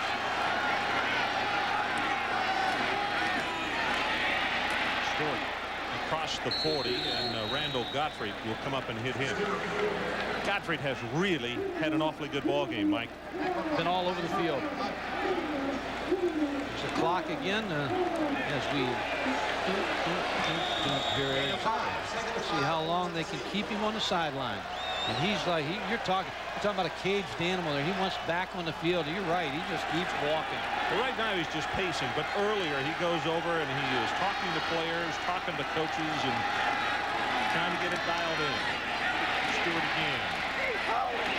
It's split backwards, close to the first down, but he'll miss it by a half yard. It's Greg Bright who grabbed him first. I think Mike Adamle, what he said is right, because look at Georgia now defensively. They're starting to crowd the football with 8 people, and Mike's talking about Marion Campbell has probably made a decision. Hey, we're not going to lose this football game to this offensive line. Tailbacks, we're going to try to group up on them and make them throw the football. Well, you mentioned in the first half that strike to Billy Williams is what made him go back into a conventional defense. Look at how many people are crowding the line of scrimmage. Good. Right side, bounces off his own blocker. I don't know. Yeah, on second effort, he's going to have it. Matt Storm is down at the bottom of that mass of humanity, and you can see Ratliff was out front blocking. Marion Campbell made an interesting point to me the other day. He said that James Stewart, he said he lowers his shoulder on contact and rolls into the hit. He said it'd be interesting at the end of the year to watch and to note the chart his yardage he gains after the initial hit. See James Stewart, number 33. There's the initial hit. But now watch him spin and roll and try to get the first down, and he's successful. Mikey's got 16 carries tonight, 86 yards, and has scored 2 touchdowns. 17-9, Tennessee leads. We're about to go into 11 in the third quarter. Big opening this time, 5, now 10, and counted off at 12 yards. And Mike Tirico, what do you have for us? Ron, good thing Craig James is out in South Bend. I don't know if he'd be able to sit here and watch this. SMU down 10-3. Raymond Flanagan to Mick Rossley. That's Tom Rossley, the head coach's son. Tied at 10, late third quarter. LSU, which looked good against A&M, losing by 5 last week, leads Jackie Sherrill's Bulldogs by 11. I think UCLA maybe is looking a little bit to Nebraska. Yeah, I think you're exactly right. By the way, that is an impressive score for Curly Hallman's group against a very much improved Mississippi State team. And I think you have found out 14-3 was the tally, LSU leading it. That game against Texas A&M last week was a much better showing than people might have given credit, because A&M manhandling a good Oklahoma football team. Texas A&M's a different type team at home. I mean, I know they're a good football team, but at home they have really built a good, solid winning record. They're tough to beat down there. You think that 12th man works, huh? Oh, I think it works for sure.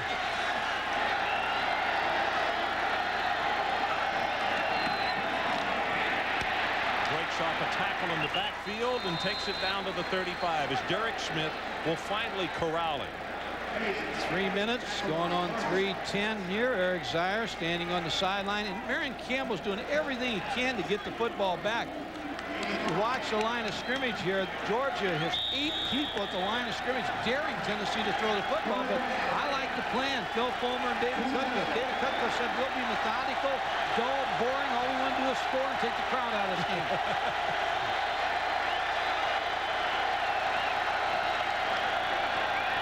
Play action this time, and they get the slip screen. Billy Williams, and look who catches him. That is Godfrey from his middle line. Mike, it is very obvious why he's a first-team all-conference. I think probably he ought to be on some All-American list as well, don't you? What a heart he has, number 42. He's making plays all over the field. Quick screen out there to Billy Williams. Leslie Ratliff, the big 302 pounds, 6'7" tackle, was leading the blocking. Randall Godfrey stopped it, or it could have went for a big gainer. You know what they call him? They call him Zeus.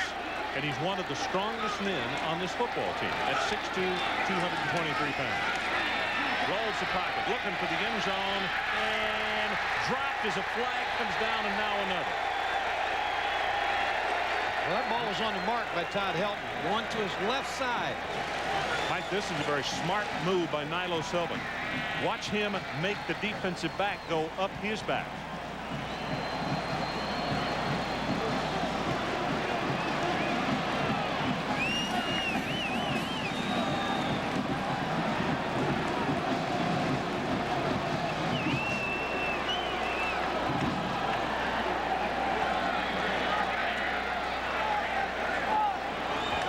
defensive pass interference. Penalty is 15 yards and an automatic first down. Nilo Sylvan, number 83, is going to pull up a little bit and let Corey Johnson kind of run into him. You tell your receivers when you got that defensive back on your hip, you can pull up a little bit and let him run up your hip. Mike, the good ones can really feel the defensive back coming too. I'll tell you, Nilo Sylvan is only junior, 5'9", 176. Pretty good move. Jake Graham back in the ball game. Gets the handoff. Banged hard at the line of scrimmage, and he's not going to get anything. Philip Daniels is the guy who comes up defensively. Look at those eyes. They're watching attentively. He knows that he has had some success, and he's seen some things here in the second half with adjustments. He just wants to get back on the field. But number 2, Todd Helton, is keeping him off the field. And if you can cash in with 7 here, and the time you put Eric Zaire on the sideline, success. This is a pitch back to Graham. Tries to take it outside. They string him out, and they bump him out of bounds for a loss. Muschamp will be the last man to hit him, but the guy that forced the play was Derek Smith. He got up in the crease and said, let's take it out where I've got some more friends. I think what Tennessee's looking at now is that they've jammed the inside so much with so many people. Try the sweep, but Georgia got good effort by Derek Smith and Robert Edwards coming up the football field. 3rd down. They ran a draw successfully down on the other end in the 3rd down situation. Gonna throw it this time, or attempt to anyway. Helton rolls the pocket, has a man. Touchdown Tennessee, Joey King.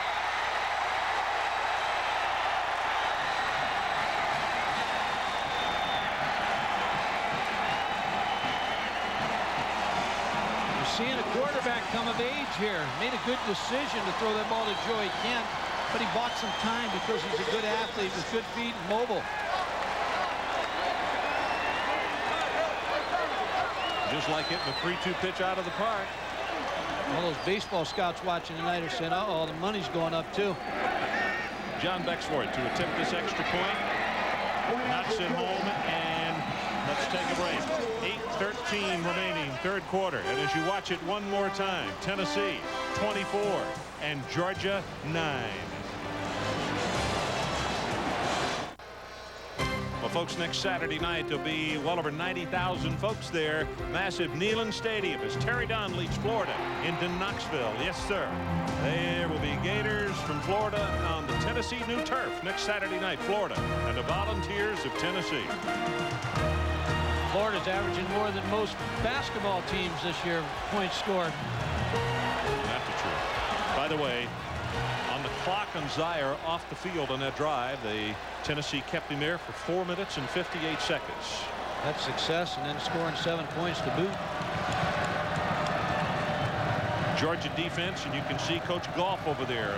Not only Coach Campbell, but Coach Goff over trying to get them going. They're down now 24-9.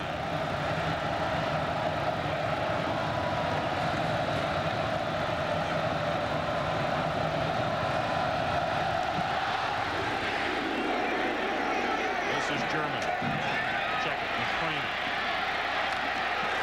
He gets blasted shy of the 15. And Mike Tirico, let's check with you. Ron, Syracuse starting its comeback a little bit earlier this week. Down by 6. Kirby Dardar runs 6 of 8 plays on a drive, runs in a touchdown, and he's just run in another one, pending the extra point. Q's by 7. Pittsburgh also in the Big East, leading Ohio by 10. You'll see Pitt, Ohio State, 12:30 Eastern next Saturday. Here's Ron. So Mike, it would be very accurate to say that Dardar scored, right?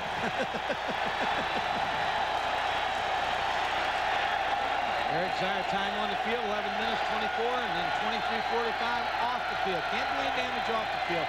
That's Tennessee's plan. Deep over the middle, has it complete at the 33 to Bryce Hunter. The other thing is where they start from, Ron. They're always starting from inside the 20 or the 20-yard line. Long field to go against this Tennessee defense. And you notice Tennessee has not blitzed one time tonight. 4-man rush, heavy coverage, extra defensive backs in the game. They're going to just make him work his way. He has not been sacked once tonight either.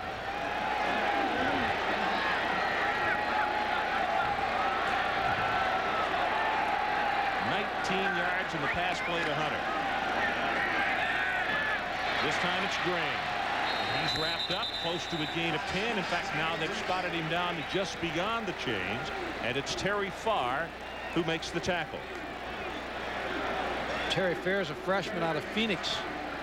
Larry Marmie, when he's head coach of Arizona State, recruited his brother Brian, who plays basketball at UConn. Didn't get him, but got Terry to come to Tennessee after he left Arizona State to go to Tennessee. So a good recruiting coup.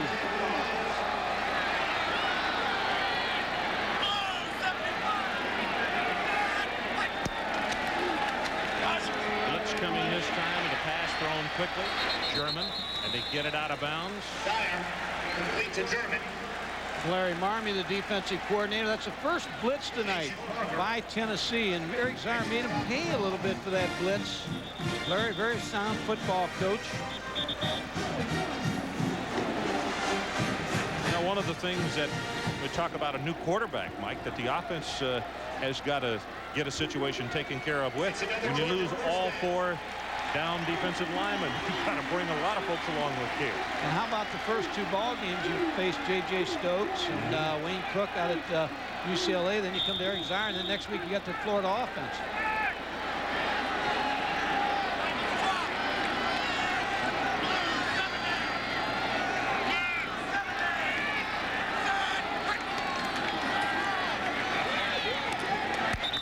Overthrown. Graham again, the intended receiver. Well, when you study a quarterback, Larry Marmie analyzed Georgia's pass patterns, how they protect Eric Zier, whether he thought he could get a one-on-one with somebody, graded the offensive linemen, graded the wide receivers, their speed and the routes that they run, find the weakness in the offensive line, try to get Ben Talley with that thing, and then the down and distance tendencies. That's how he decided all week of how he was going to play this Georgia offense.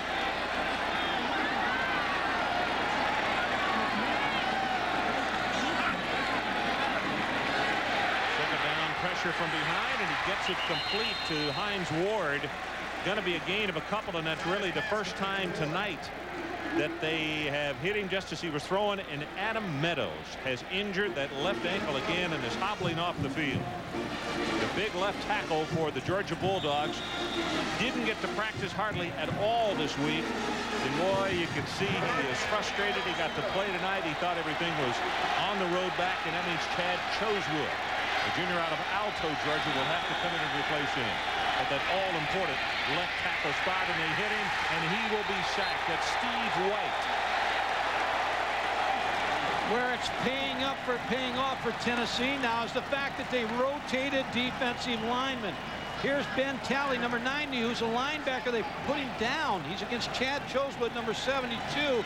And as we were talking, you're looking for matches, mismatches. Steve White on the other side, number 64. So being able to rest their defensive linemen has been a good decision by Tennessee. Good coverage kick here. In fact, the deep back, Summers will run away with it, or run away from it, and Georgia downs it at the 2. That is a 47-yard punt. Let's take a break. 24-9 Tennessee, and look where they're scrimmaging from. That punt was downed just inside the 2-yard line. Aaron Hayden is 6 yards deep, but they give it to the fullback, and Phillips will take it straight ahead. And a check-in with Mike Adamle. Mike, what do you have for us? Well, Marion Campbell, as Mike said, out of football for 4 years. This is his first job, believe it or not, after 20 years of pro experience. His first college job, initially with the Patriots, and then he coached the famed Purple People Eaters with the Minnesota Vikings, later the Fearsome Foursome of the Los Angeles Rams. Of course, he was a 2-time stint as a head coach of the Atlanta Falcons, the Eagles, and the Falcons again, and now here back at Georgia. He could use Merlin Olsen or Lamar Lundy tonight. You know, against this fine offensive front of Tennessee, that's exactly right, Mike. They'd be undersized by that Tennessee line. That's the truth. You know, one of the things, both Mikes, that he has brought to this football team, I think Marion Campbell has helped bring confidence to a young group that was really searching after a 5-6 season last year. Mike, let's go back to you. You know, despite his being away from football for quite some time, he was Ray Goff's #1 choice for defensive coordinator. And why not? He's an old Bulldog himself and three-time All-SEC defensive tackle 3.5 decades ago. Can he still relate with young people? You bet. Our players have rallied around Coach Campbell. I mean, they truly love him, and they'll lay it on the line for him, and because they want to please him and they want to play well for him, but also a lot of them, all of them, I think in the back of their mind would like to play in the next level. And here's a guy that's been there for 38 years as a player and coach, and they know to get there, they better listen to what he says. Well, there's an example of it right there. They stop it. Derek Bird.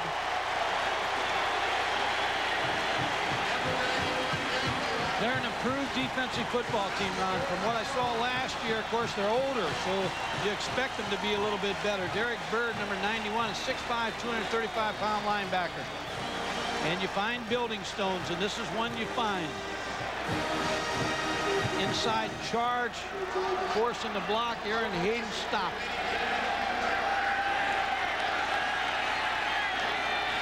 Hutton 3 yards deep. The left footer driving spiral to McCraney. And he'll be stopped after a gain of 5. Football is loose. Tennessee has recovered. Football recovered by Tennessee. Stewart making the recovery for Vols. Chris McCraney, number 23, trying to get some yards, and the ball pops out. Looked like James Stewart, number 33, with a recovery. Eric Lane is the man, Mike, that made the hit to knock it loose. Don't forget, immediately following our game, Miami at Arizona State will be going to Tempe. Third game of our triple header.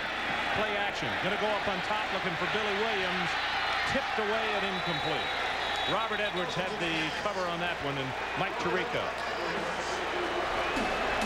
Ron, let's check in. This has been a very defensive battle. You know, South Carolina has a good defense. Arkansas's Barry Lunny back to pass, picked off by the safety Chris Adams at the goal line. After the big J.J. Metters completion gets Arkansas close, they come away with nothing. Meantime, UCLA's taking the lead. The inside handoff to Sharman Shah. The Shah, he ran for the end zone, and the Bruins have a 7-point lead in the 4th. Well, they're having a battle, though, aren't they, against the Ponies? Helton on the keeper. 5, 10, 15, and he will be shoved out of bounds just across the 40 at the 39-yard line. Ron, when Georgia looks back at this football game, their specialty teams have really let them down tonight. And now they get first down, Tennessee. The option play, Todd Helton feeling more comfortable at quarterback. Mose Phillips, number 19, the fullback, taking after those Nebraska fullbacks with a block, and Corey Johnson, number 27, on the tackle. Feeling a little bit more at home now with Todd Helton at quarterback. You can see the play calling now. A little bit more to Todd Helton. This is Stewart. Bounces to the outside, back to the middle. Spinning, twisting, turning inside the 30 to the 27.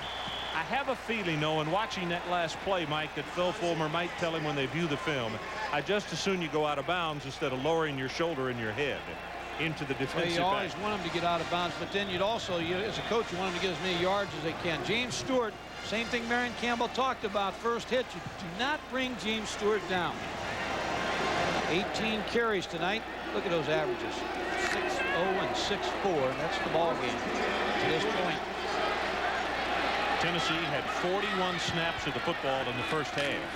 It's going to be interesting to see what they've got here in the second half. This play is going to go for a loss, and again, it's Derek Bird, and the sophomore out of Box Springs, Georgia, has been impressive.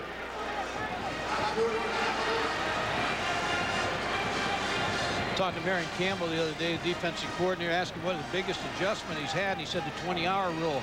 With the pros, I could keep them all day if I wanted to. Here, players even want to stay out and improve their pass rush. I can't even stay out with them. He said, I have to go in. So that's a tough rule.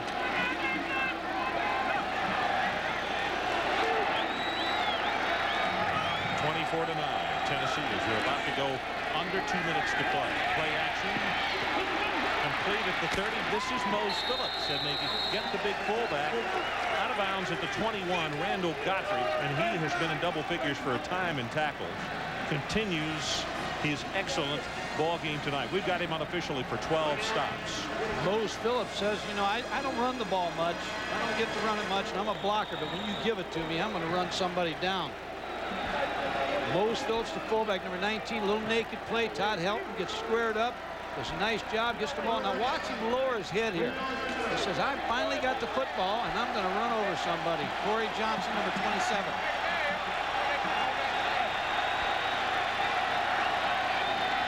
Third down for the bottom tiers, and they roll it this time to the left, and the southpaw is intercepted. Muschamp up the near sideline, and he's going to be caught from behind at the 45-yard line by Sylvan.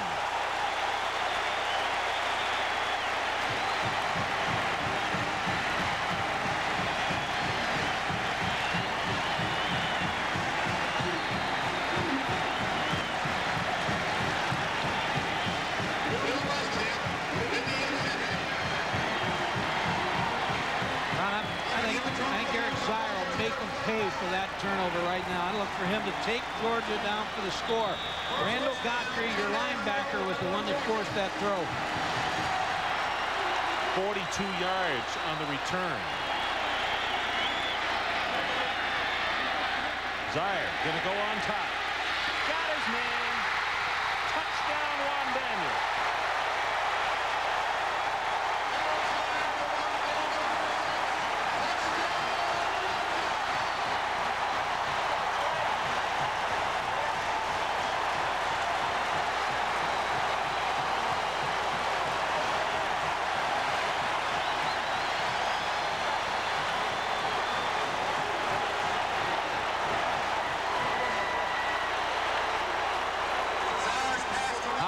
It swings, and Georgia's going to go for 2. And the reason, Ron, is they're eventually going to have to go for 2 either way if they score again to get this lead. So they're down by 8 right now. They would like to take it down to 6. Where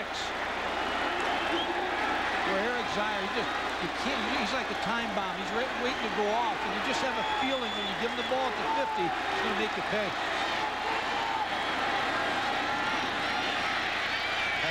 Knocked down by Tennessee. In fact, 2 defenders were there to take care of it, but Scott Galen, and we've got to give Raymond Austin a half of it as well. So the 2-point conversion is no good.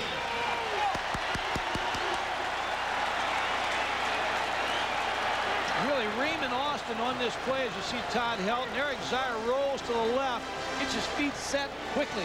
You talk about a strong arm, but Raymond Austin just underplays it a little bit, or could have had the interception. Juan Daniels for the touchdown.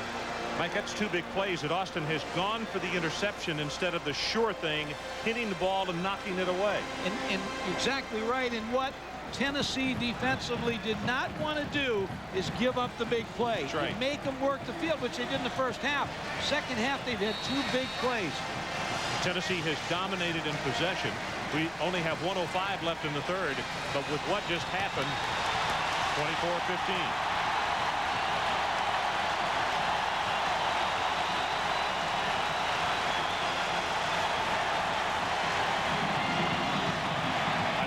Off the top of the telecast, one of the really fun places to do a ball game as far as we're concerned. As a youngster playing, you can talk to anybody. When you come between the hedges, what exhilaration. I mean, it happens. 85,000 strong. I was looking at the scoreboard before. Georgia had 16 points. They took one away from him.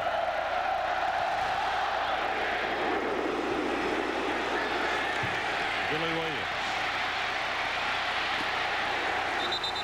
Well, tomorrow, be sure and set your clock to this one, noon Eastern Time, NFL Game Day. Look at the rivalry between Montana and Young when they were 49er teammates.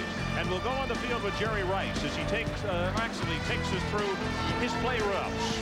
Also, discuss last week's comeback as Dan Marino prepares to face the Packers defense. Then tomorrow night, NFL Prime Time. Join Chris Berman, Robin Roberts, and Tom Jackson for wall-to-wall highlights all tomorrow, right here on ESPN.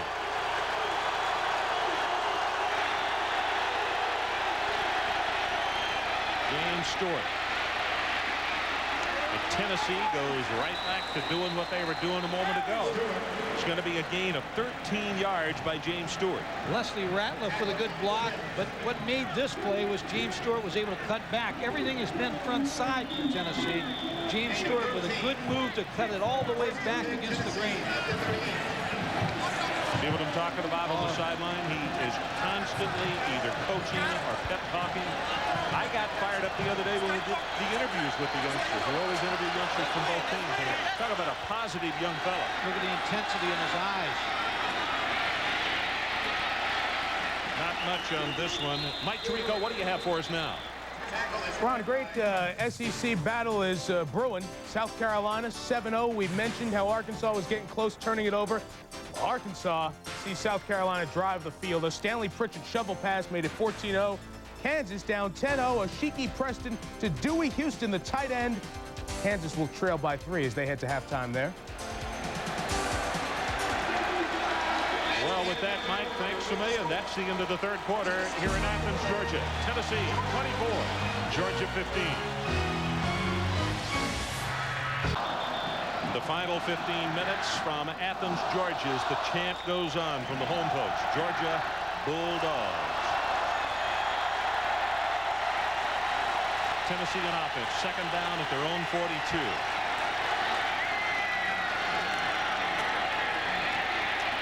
Oh, what a head of steam by Stewart. You can see a headgear go flying up the field.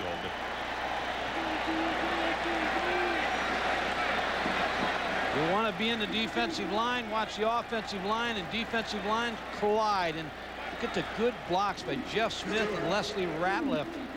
Anytime you get movement back, you're succeeding. Georgia in the third quarter round had only 9 offensive plays to Tennessee's 20. But yet they scored. Big play. That's right. Third, less than a yard.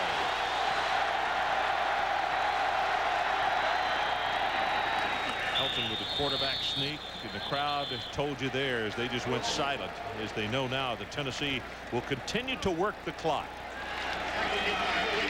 I like Todd Helton tonight. I think he's growing as a quarterback. And Phil Fulmer's seeing the experience is going to help him out of UCLA and here and early enough in the year that I think he could develop into a pretty good signal caller for Tennessee. He's another one who was really interesting in the interviews yesterday.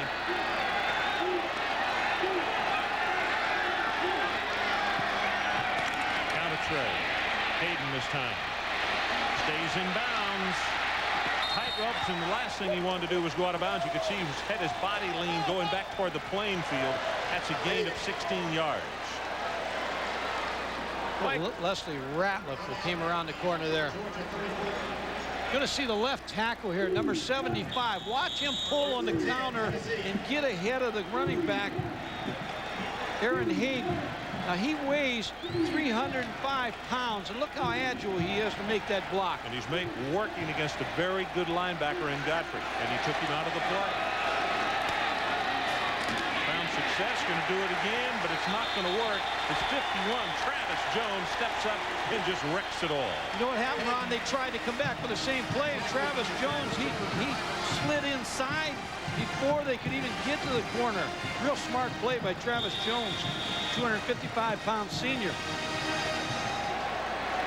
Loss of 3 yards. Second down, 13 to go for Tennessee.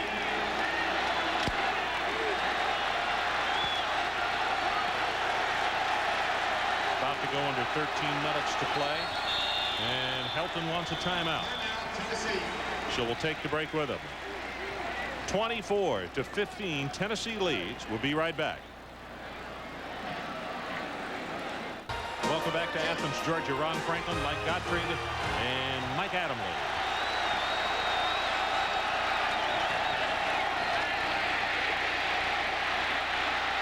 Helton on the scramble. Not only going to have the first down, but he will have a couple beyond that.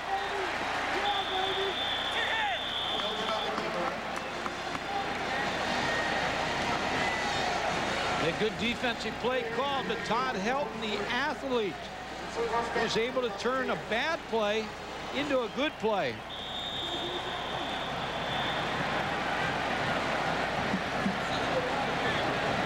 Tennessee now with 56 rushes in the ball game. That's right, 56 for 309 yards. That is ball control personified. Hayden, you just keep giving him that 1-2 punch, and you see the offensive lineman there trying to help with the shove downfield. Derek Smith grabbed Hayden for Georgia. But again, it's a pickup of close to 7 yards. And Mike, the real difference is when Tennessee made this field a little more uneven, they started playing with more second and shorts rather than second and long. And that's been the key all night for Tennessee, to control the line of scrimmage. When you win the line of scrimmage, you got an excellent chance of winning the football game.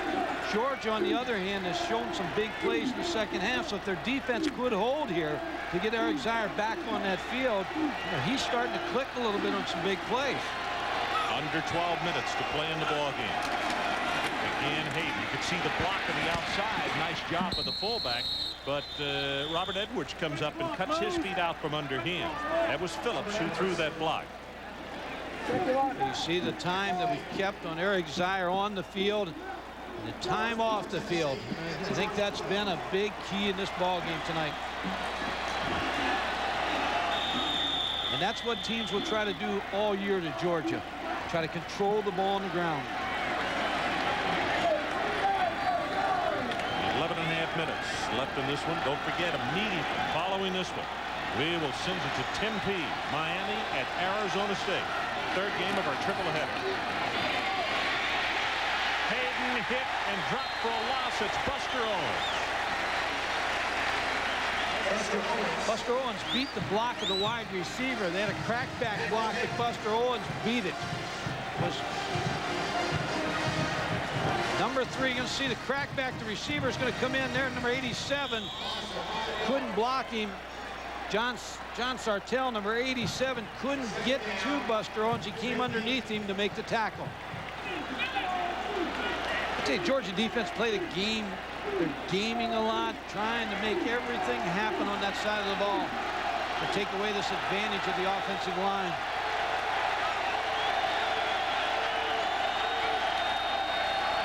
Draw play out of the shotgun. Philip Daniels smells out the play. You could see the stick by him as he pushes the ball carrier Hayden back to the 20. They'll give him forward progress, actually inside the 15-yard line. So Mike, what do you do here? Just similar situation last quarter. They threw the football, they had it intercepted. Here you got Shore, for the most part, Shore field goal. 2 scores still beat you. I'm going to throw the football here. I'm going to ask Todd Hilton to pick me up a first down, throwing the football. Going to go with the run, and he falls down. Marcus Williams was right there, but Hayden just couldn't keep his footing. Went right out from under him. They're going to take the field goal.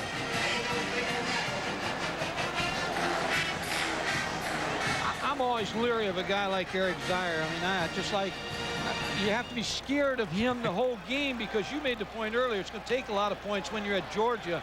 I just have a little nervousness about him that he can bring you back in this ball game quickly. Well, he gives you good reason to have concerns. Bexport will put this one down at the 23-yard line, a 33-yard attempt. Good pass, good hold, and plenty of distance there. So let's take a break. 9:11 left in the ball game, and our new score, Tennessee on top, 27-15. 27-15, Tennessee leads. Mike, there are a couple of numbers that have just been handed to us that are just, wow. It's rushing plays.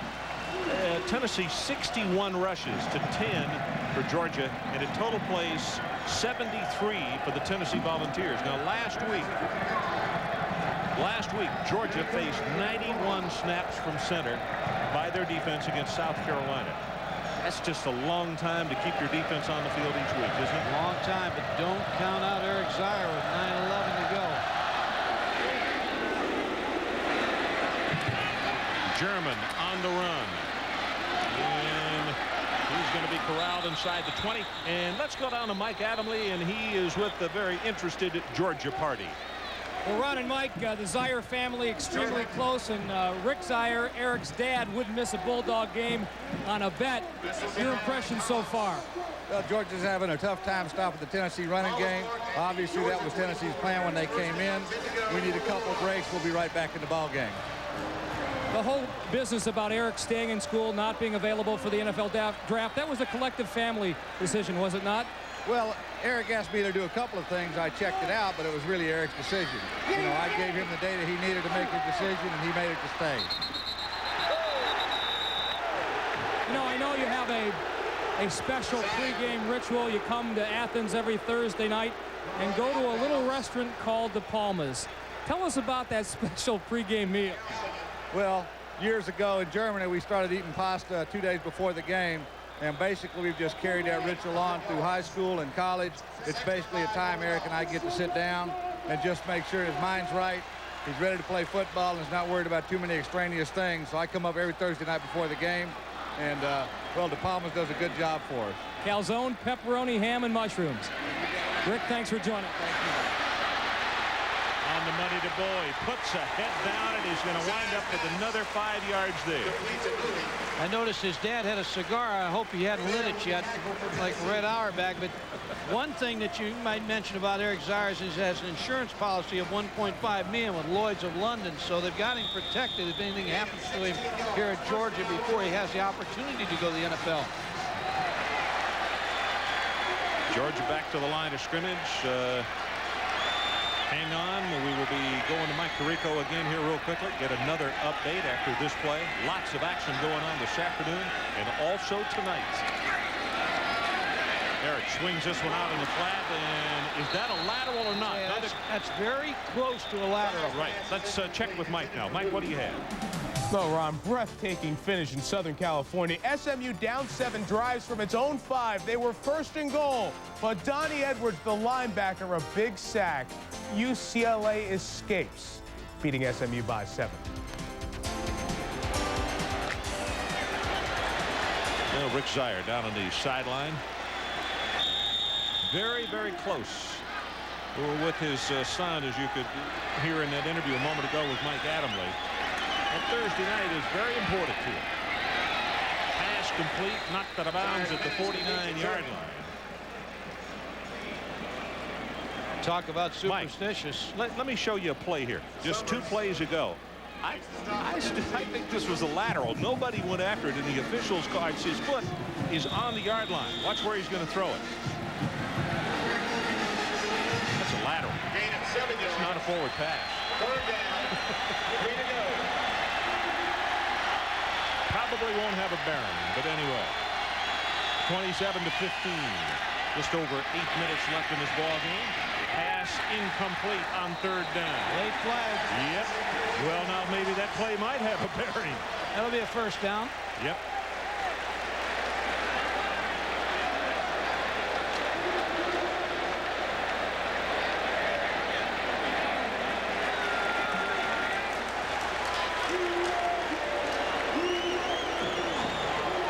We have offensive pass interference.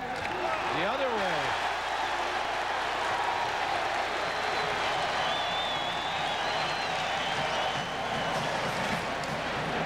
I think Ray Goff wants an explanation on that.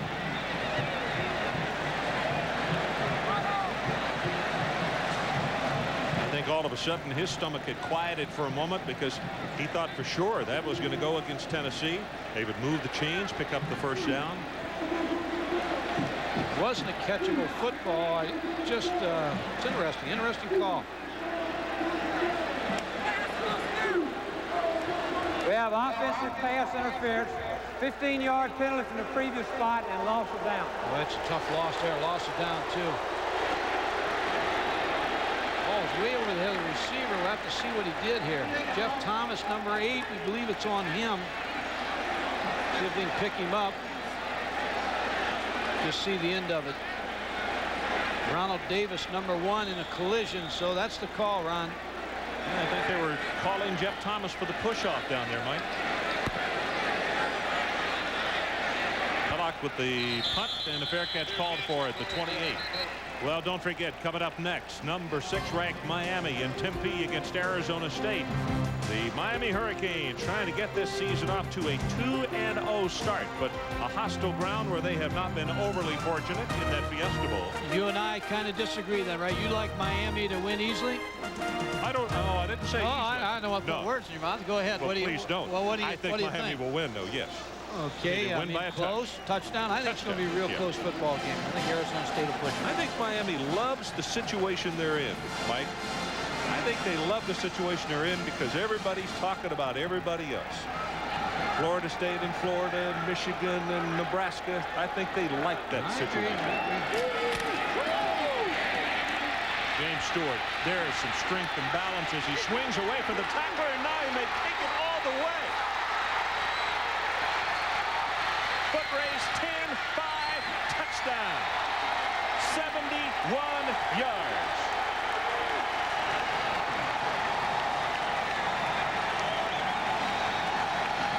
Campbell talked about it. First contact, you don't bring down James Stewart. You don't wrap him up.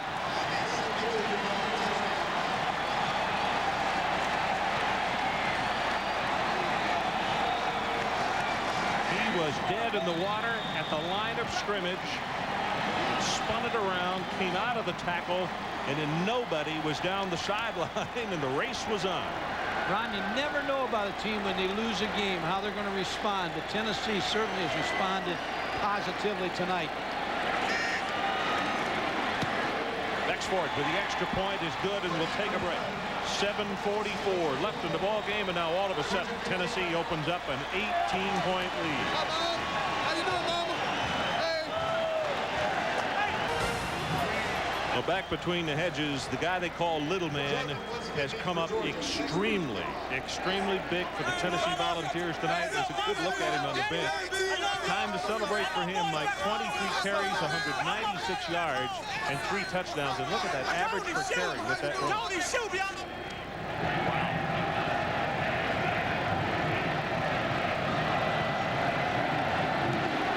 Bexford's kick. German saw a hole for a moment in the middle, then it closed up, and he'll be stopped at the 23-yard line. Billy Williams, first of all, will make a crackback block on the outside to start this play off. 58, Frank Watts. There's the crackback. Now 58 has a chance to make the tackle. Frank Watts doesn't make the tackle. Now remember the crackback block.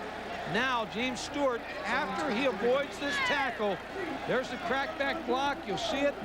Now he's outside. There's no one outside. Turns the corner after the missed tackle by Corey Johnson, and it's home run time. Zaire is just going to throw this one away. Too much pressure. He got decked at the 10-yard line, and that, by the way, is only the 5th offensive play for Georgia this quarter. And that's Ben Talley, the good linebacker for Tennessee, putting pressure. They put him down on several snaps where he could work against the defensive lineman. Even though they have not been able to sack Eric Zaire, they've hit him tonight. Same way with South Carolina last week. Hit him just as he threw the football, so he took some punishment.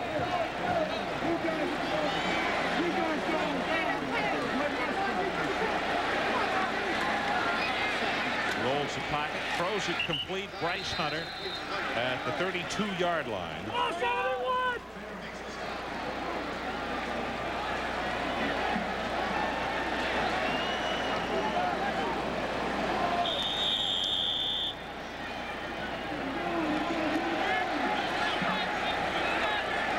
Offensive plays this half over double.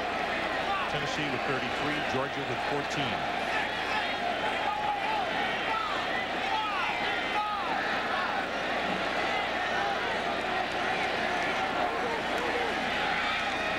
This one complete. Good move at the 38-yard line. Juan Daniels, who had the long touchdown run last quarter, takes it inside the 45 to the 43.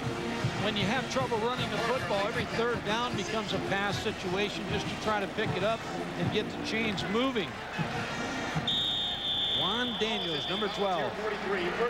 No huddle by Eric Zier, trying to use as much clock as they get the ball snapped before the clock ticks away. This time to the far side, got it to Jeff Thomas.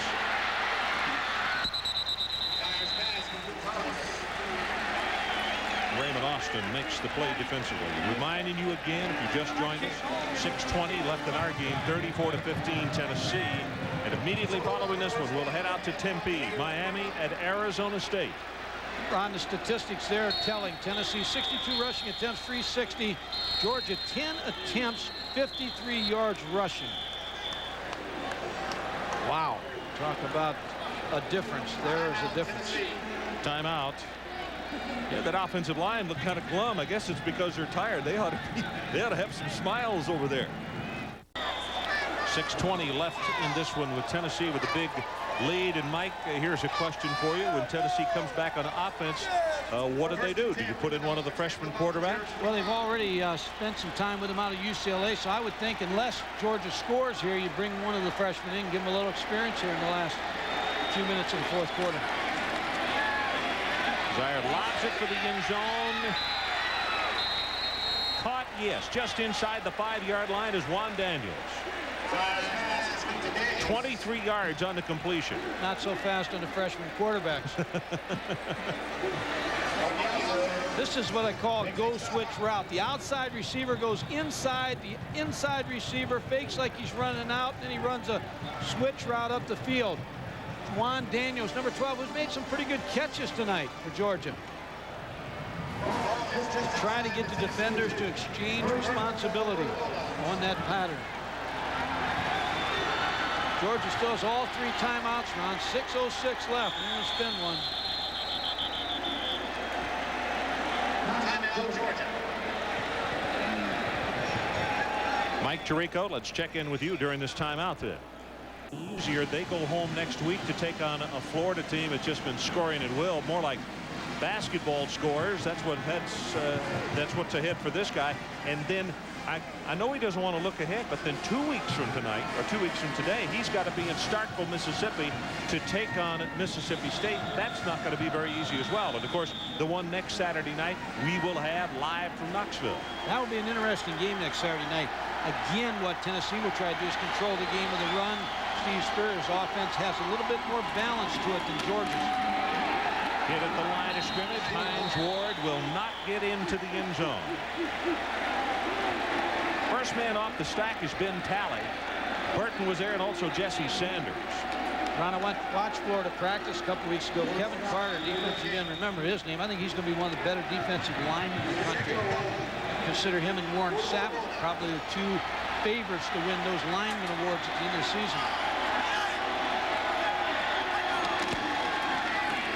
Flag goes down. They score on the play. Hines Ward takes it in, and let's see who the infraction is against.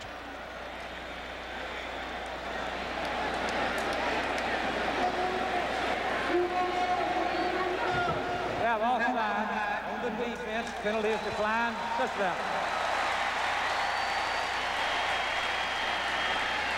Larry Mooney with a 1-yard touchdown run.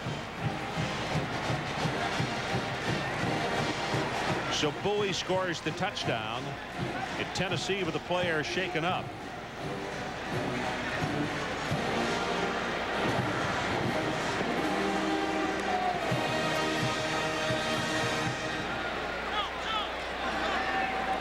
Leland Taylor, I believe, is the man who was injured.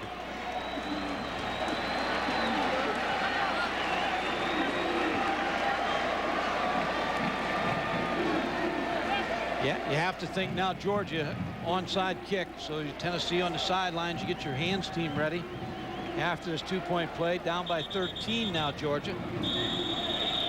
Helton very loose on the sideline.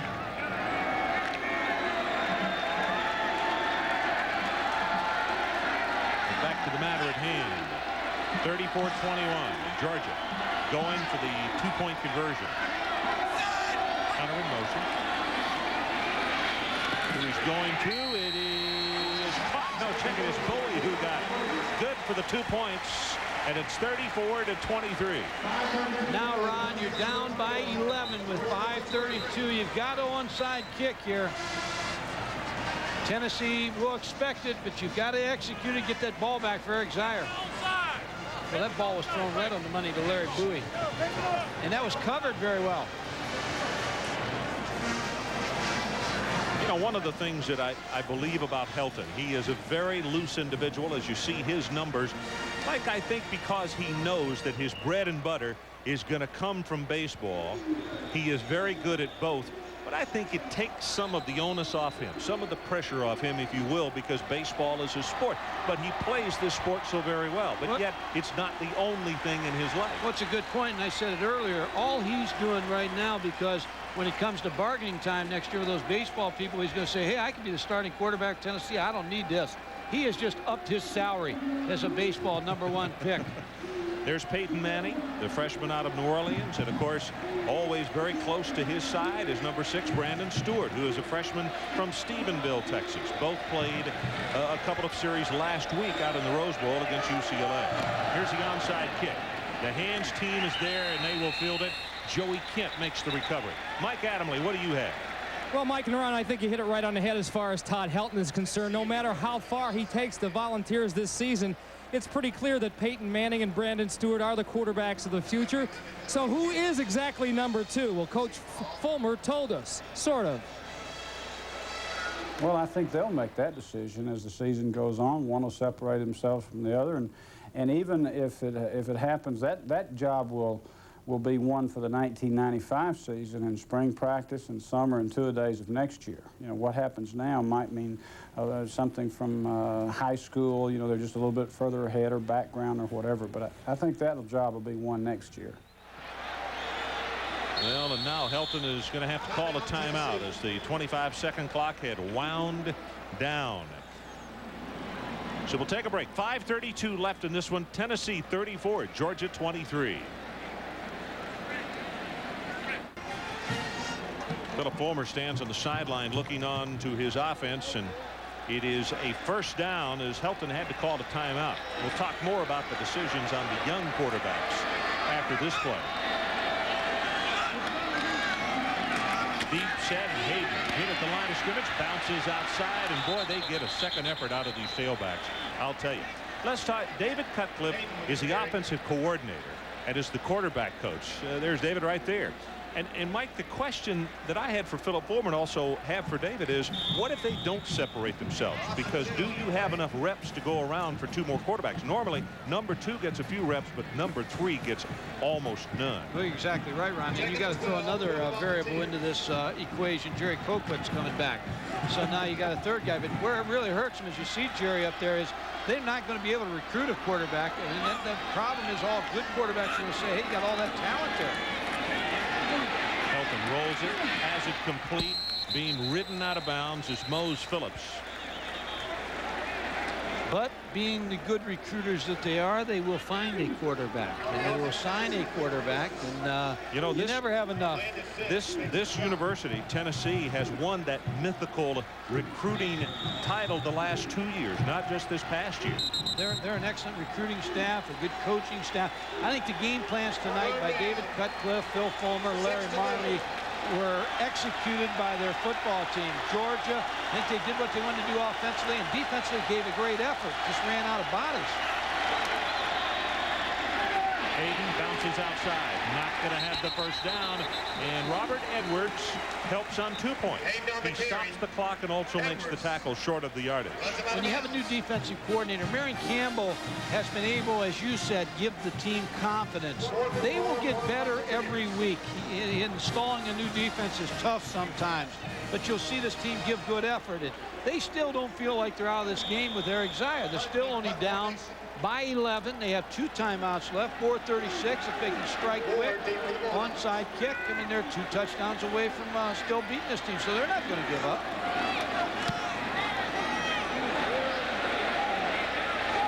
Hutton again with the high punt, and they're not going to be able to get this one. It'll go into the end zone. Tennessee's remaining schedule, they've got Florida at home, at Mississippi State, the game you think is going to be very treacherous for them. Washington State, Arkansas, and that big rivalry on the 15th with Alabama. At South Carolina, I like that game there, November 5th, open. You never can lose that one. Memphis, Kentucky, and at Vanderbilt.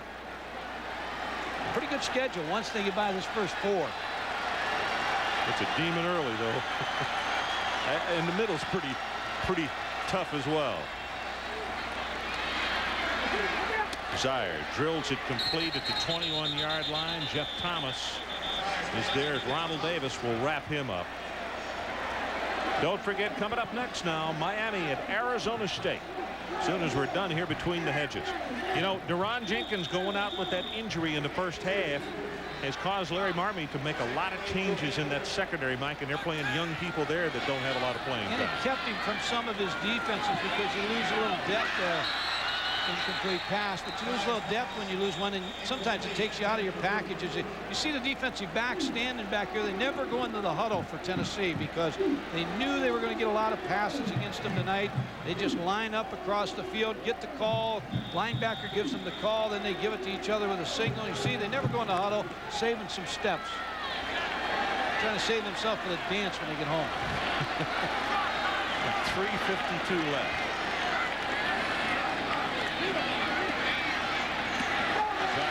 This one out to Boyd. Ball is loose and out of bounds at the 19-yard line. Jason Parker. Ball finally recovered.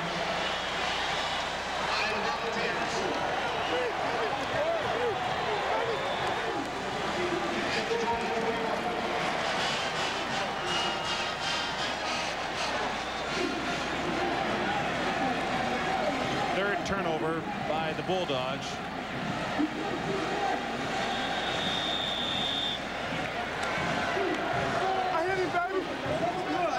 Terry Fair getting congratulations on the sideline.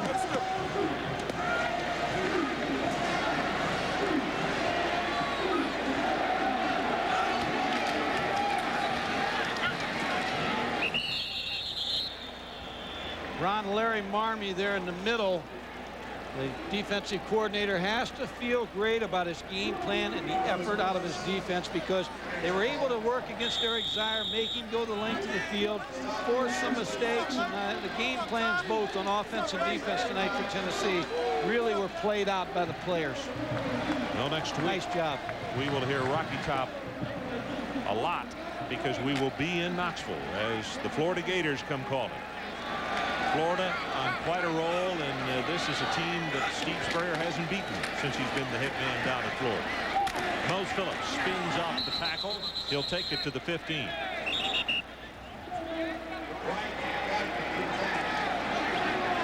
You're talking about Steve Spurrier not having beaten Tennessee. Will the new grass play a factor in your mind? No.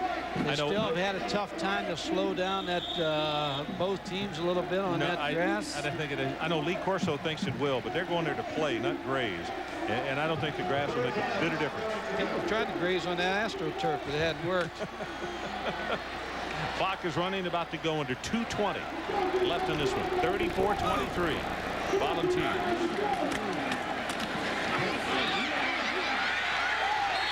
Touchdown Tennessee as James Stewart gets his 4th of the night.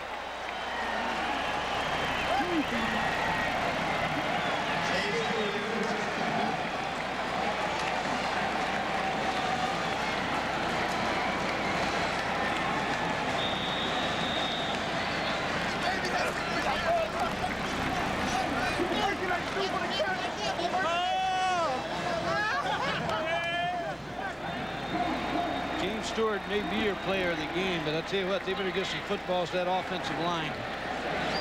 Tennessee with some great effort out of their blockers tonight. Bexford knocks home the extra point. What's up, baby? What's up, baby mama? My dad? Big offensive line, starting with Bubba Miller, the center, number 71. You see that hole? Some missed tackles on James Stewart. He breaks tackles and stretches out for the touchdown. Another look behind Todd Helton. That big line wall off.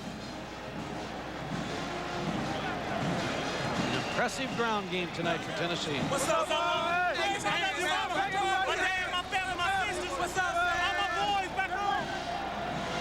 Desire paces on the sideline, and now his team hopelessly down by 18 points with 2:10 left. This, by the way, is going to tie a modern-day individual game record of 4 touchdowns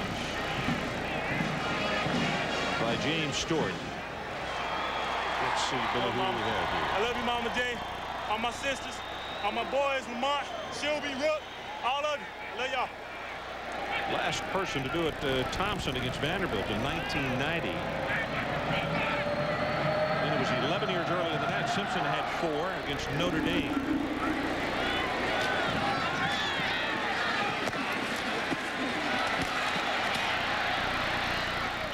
Out across the 35-yard line is Hines Ward.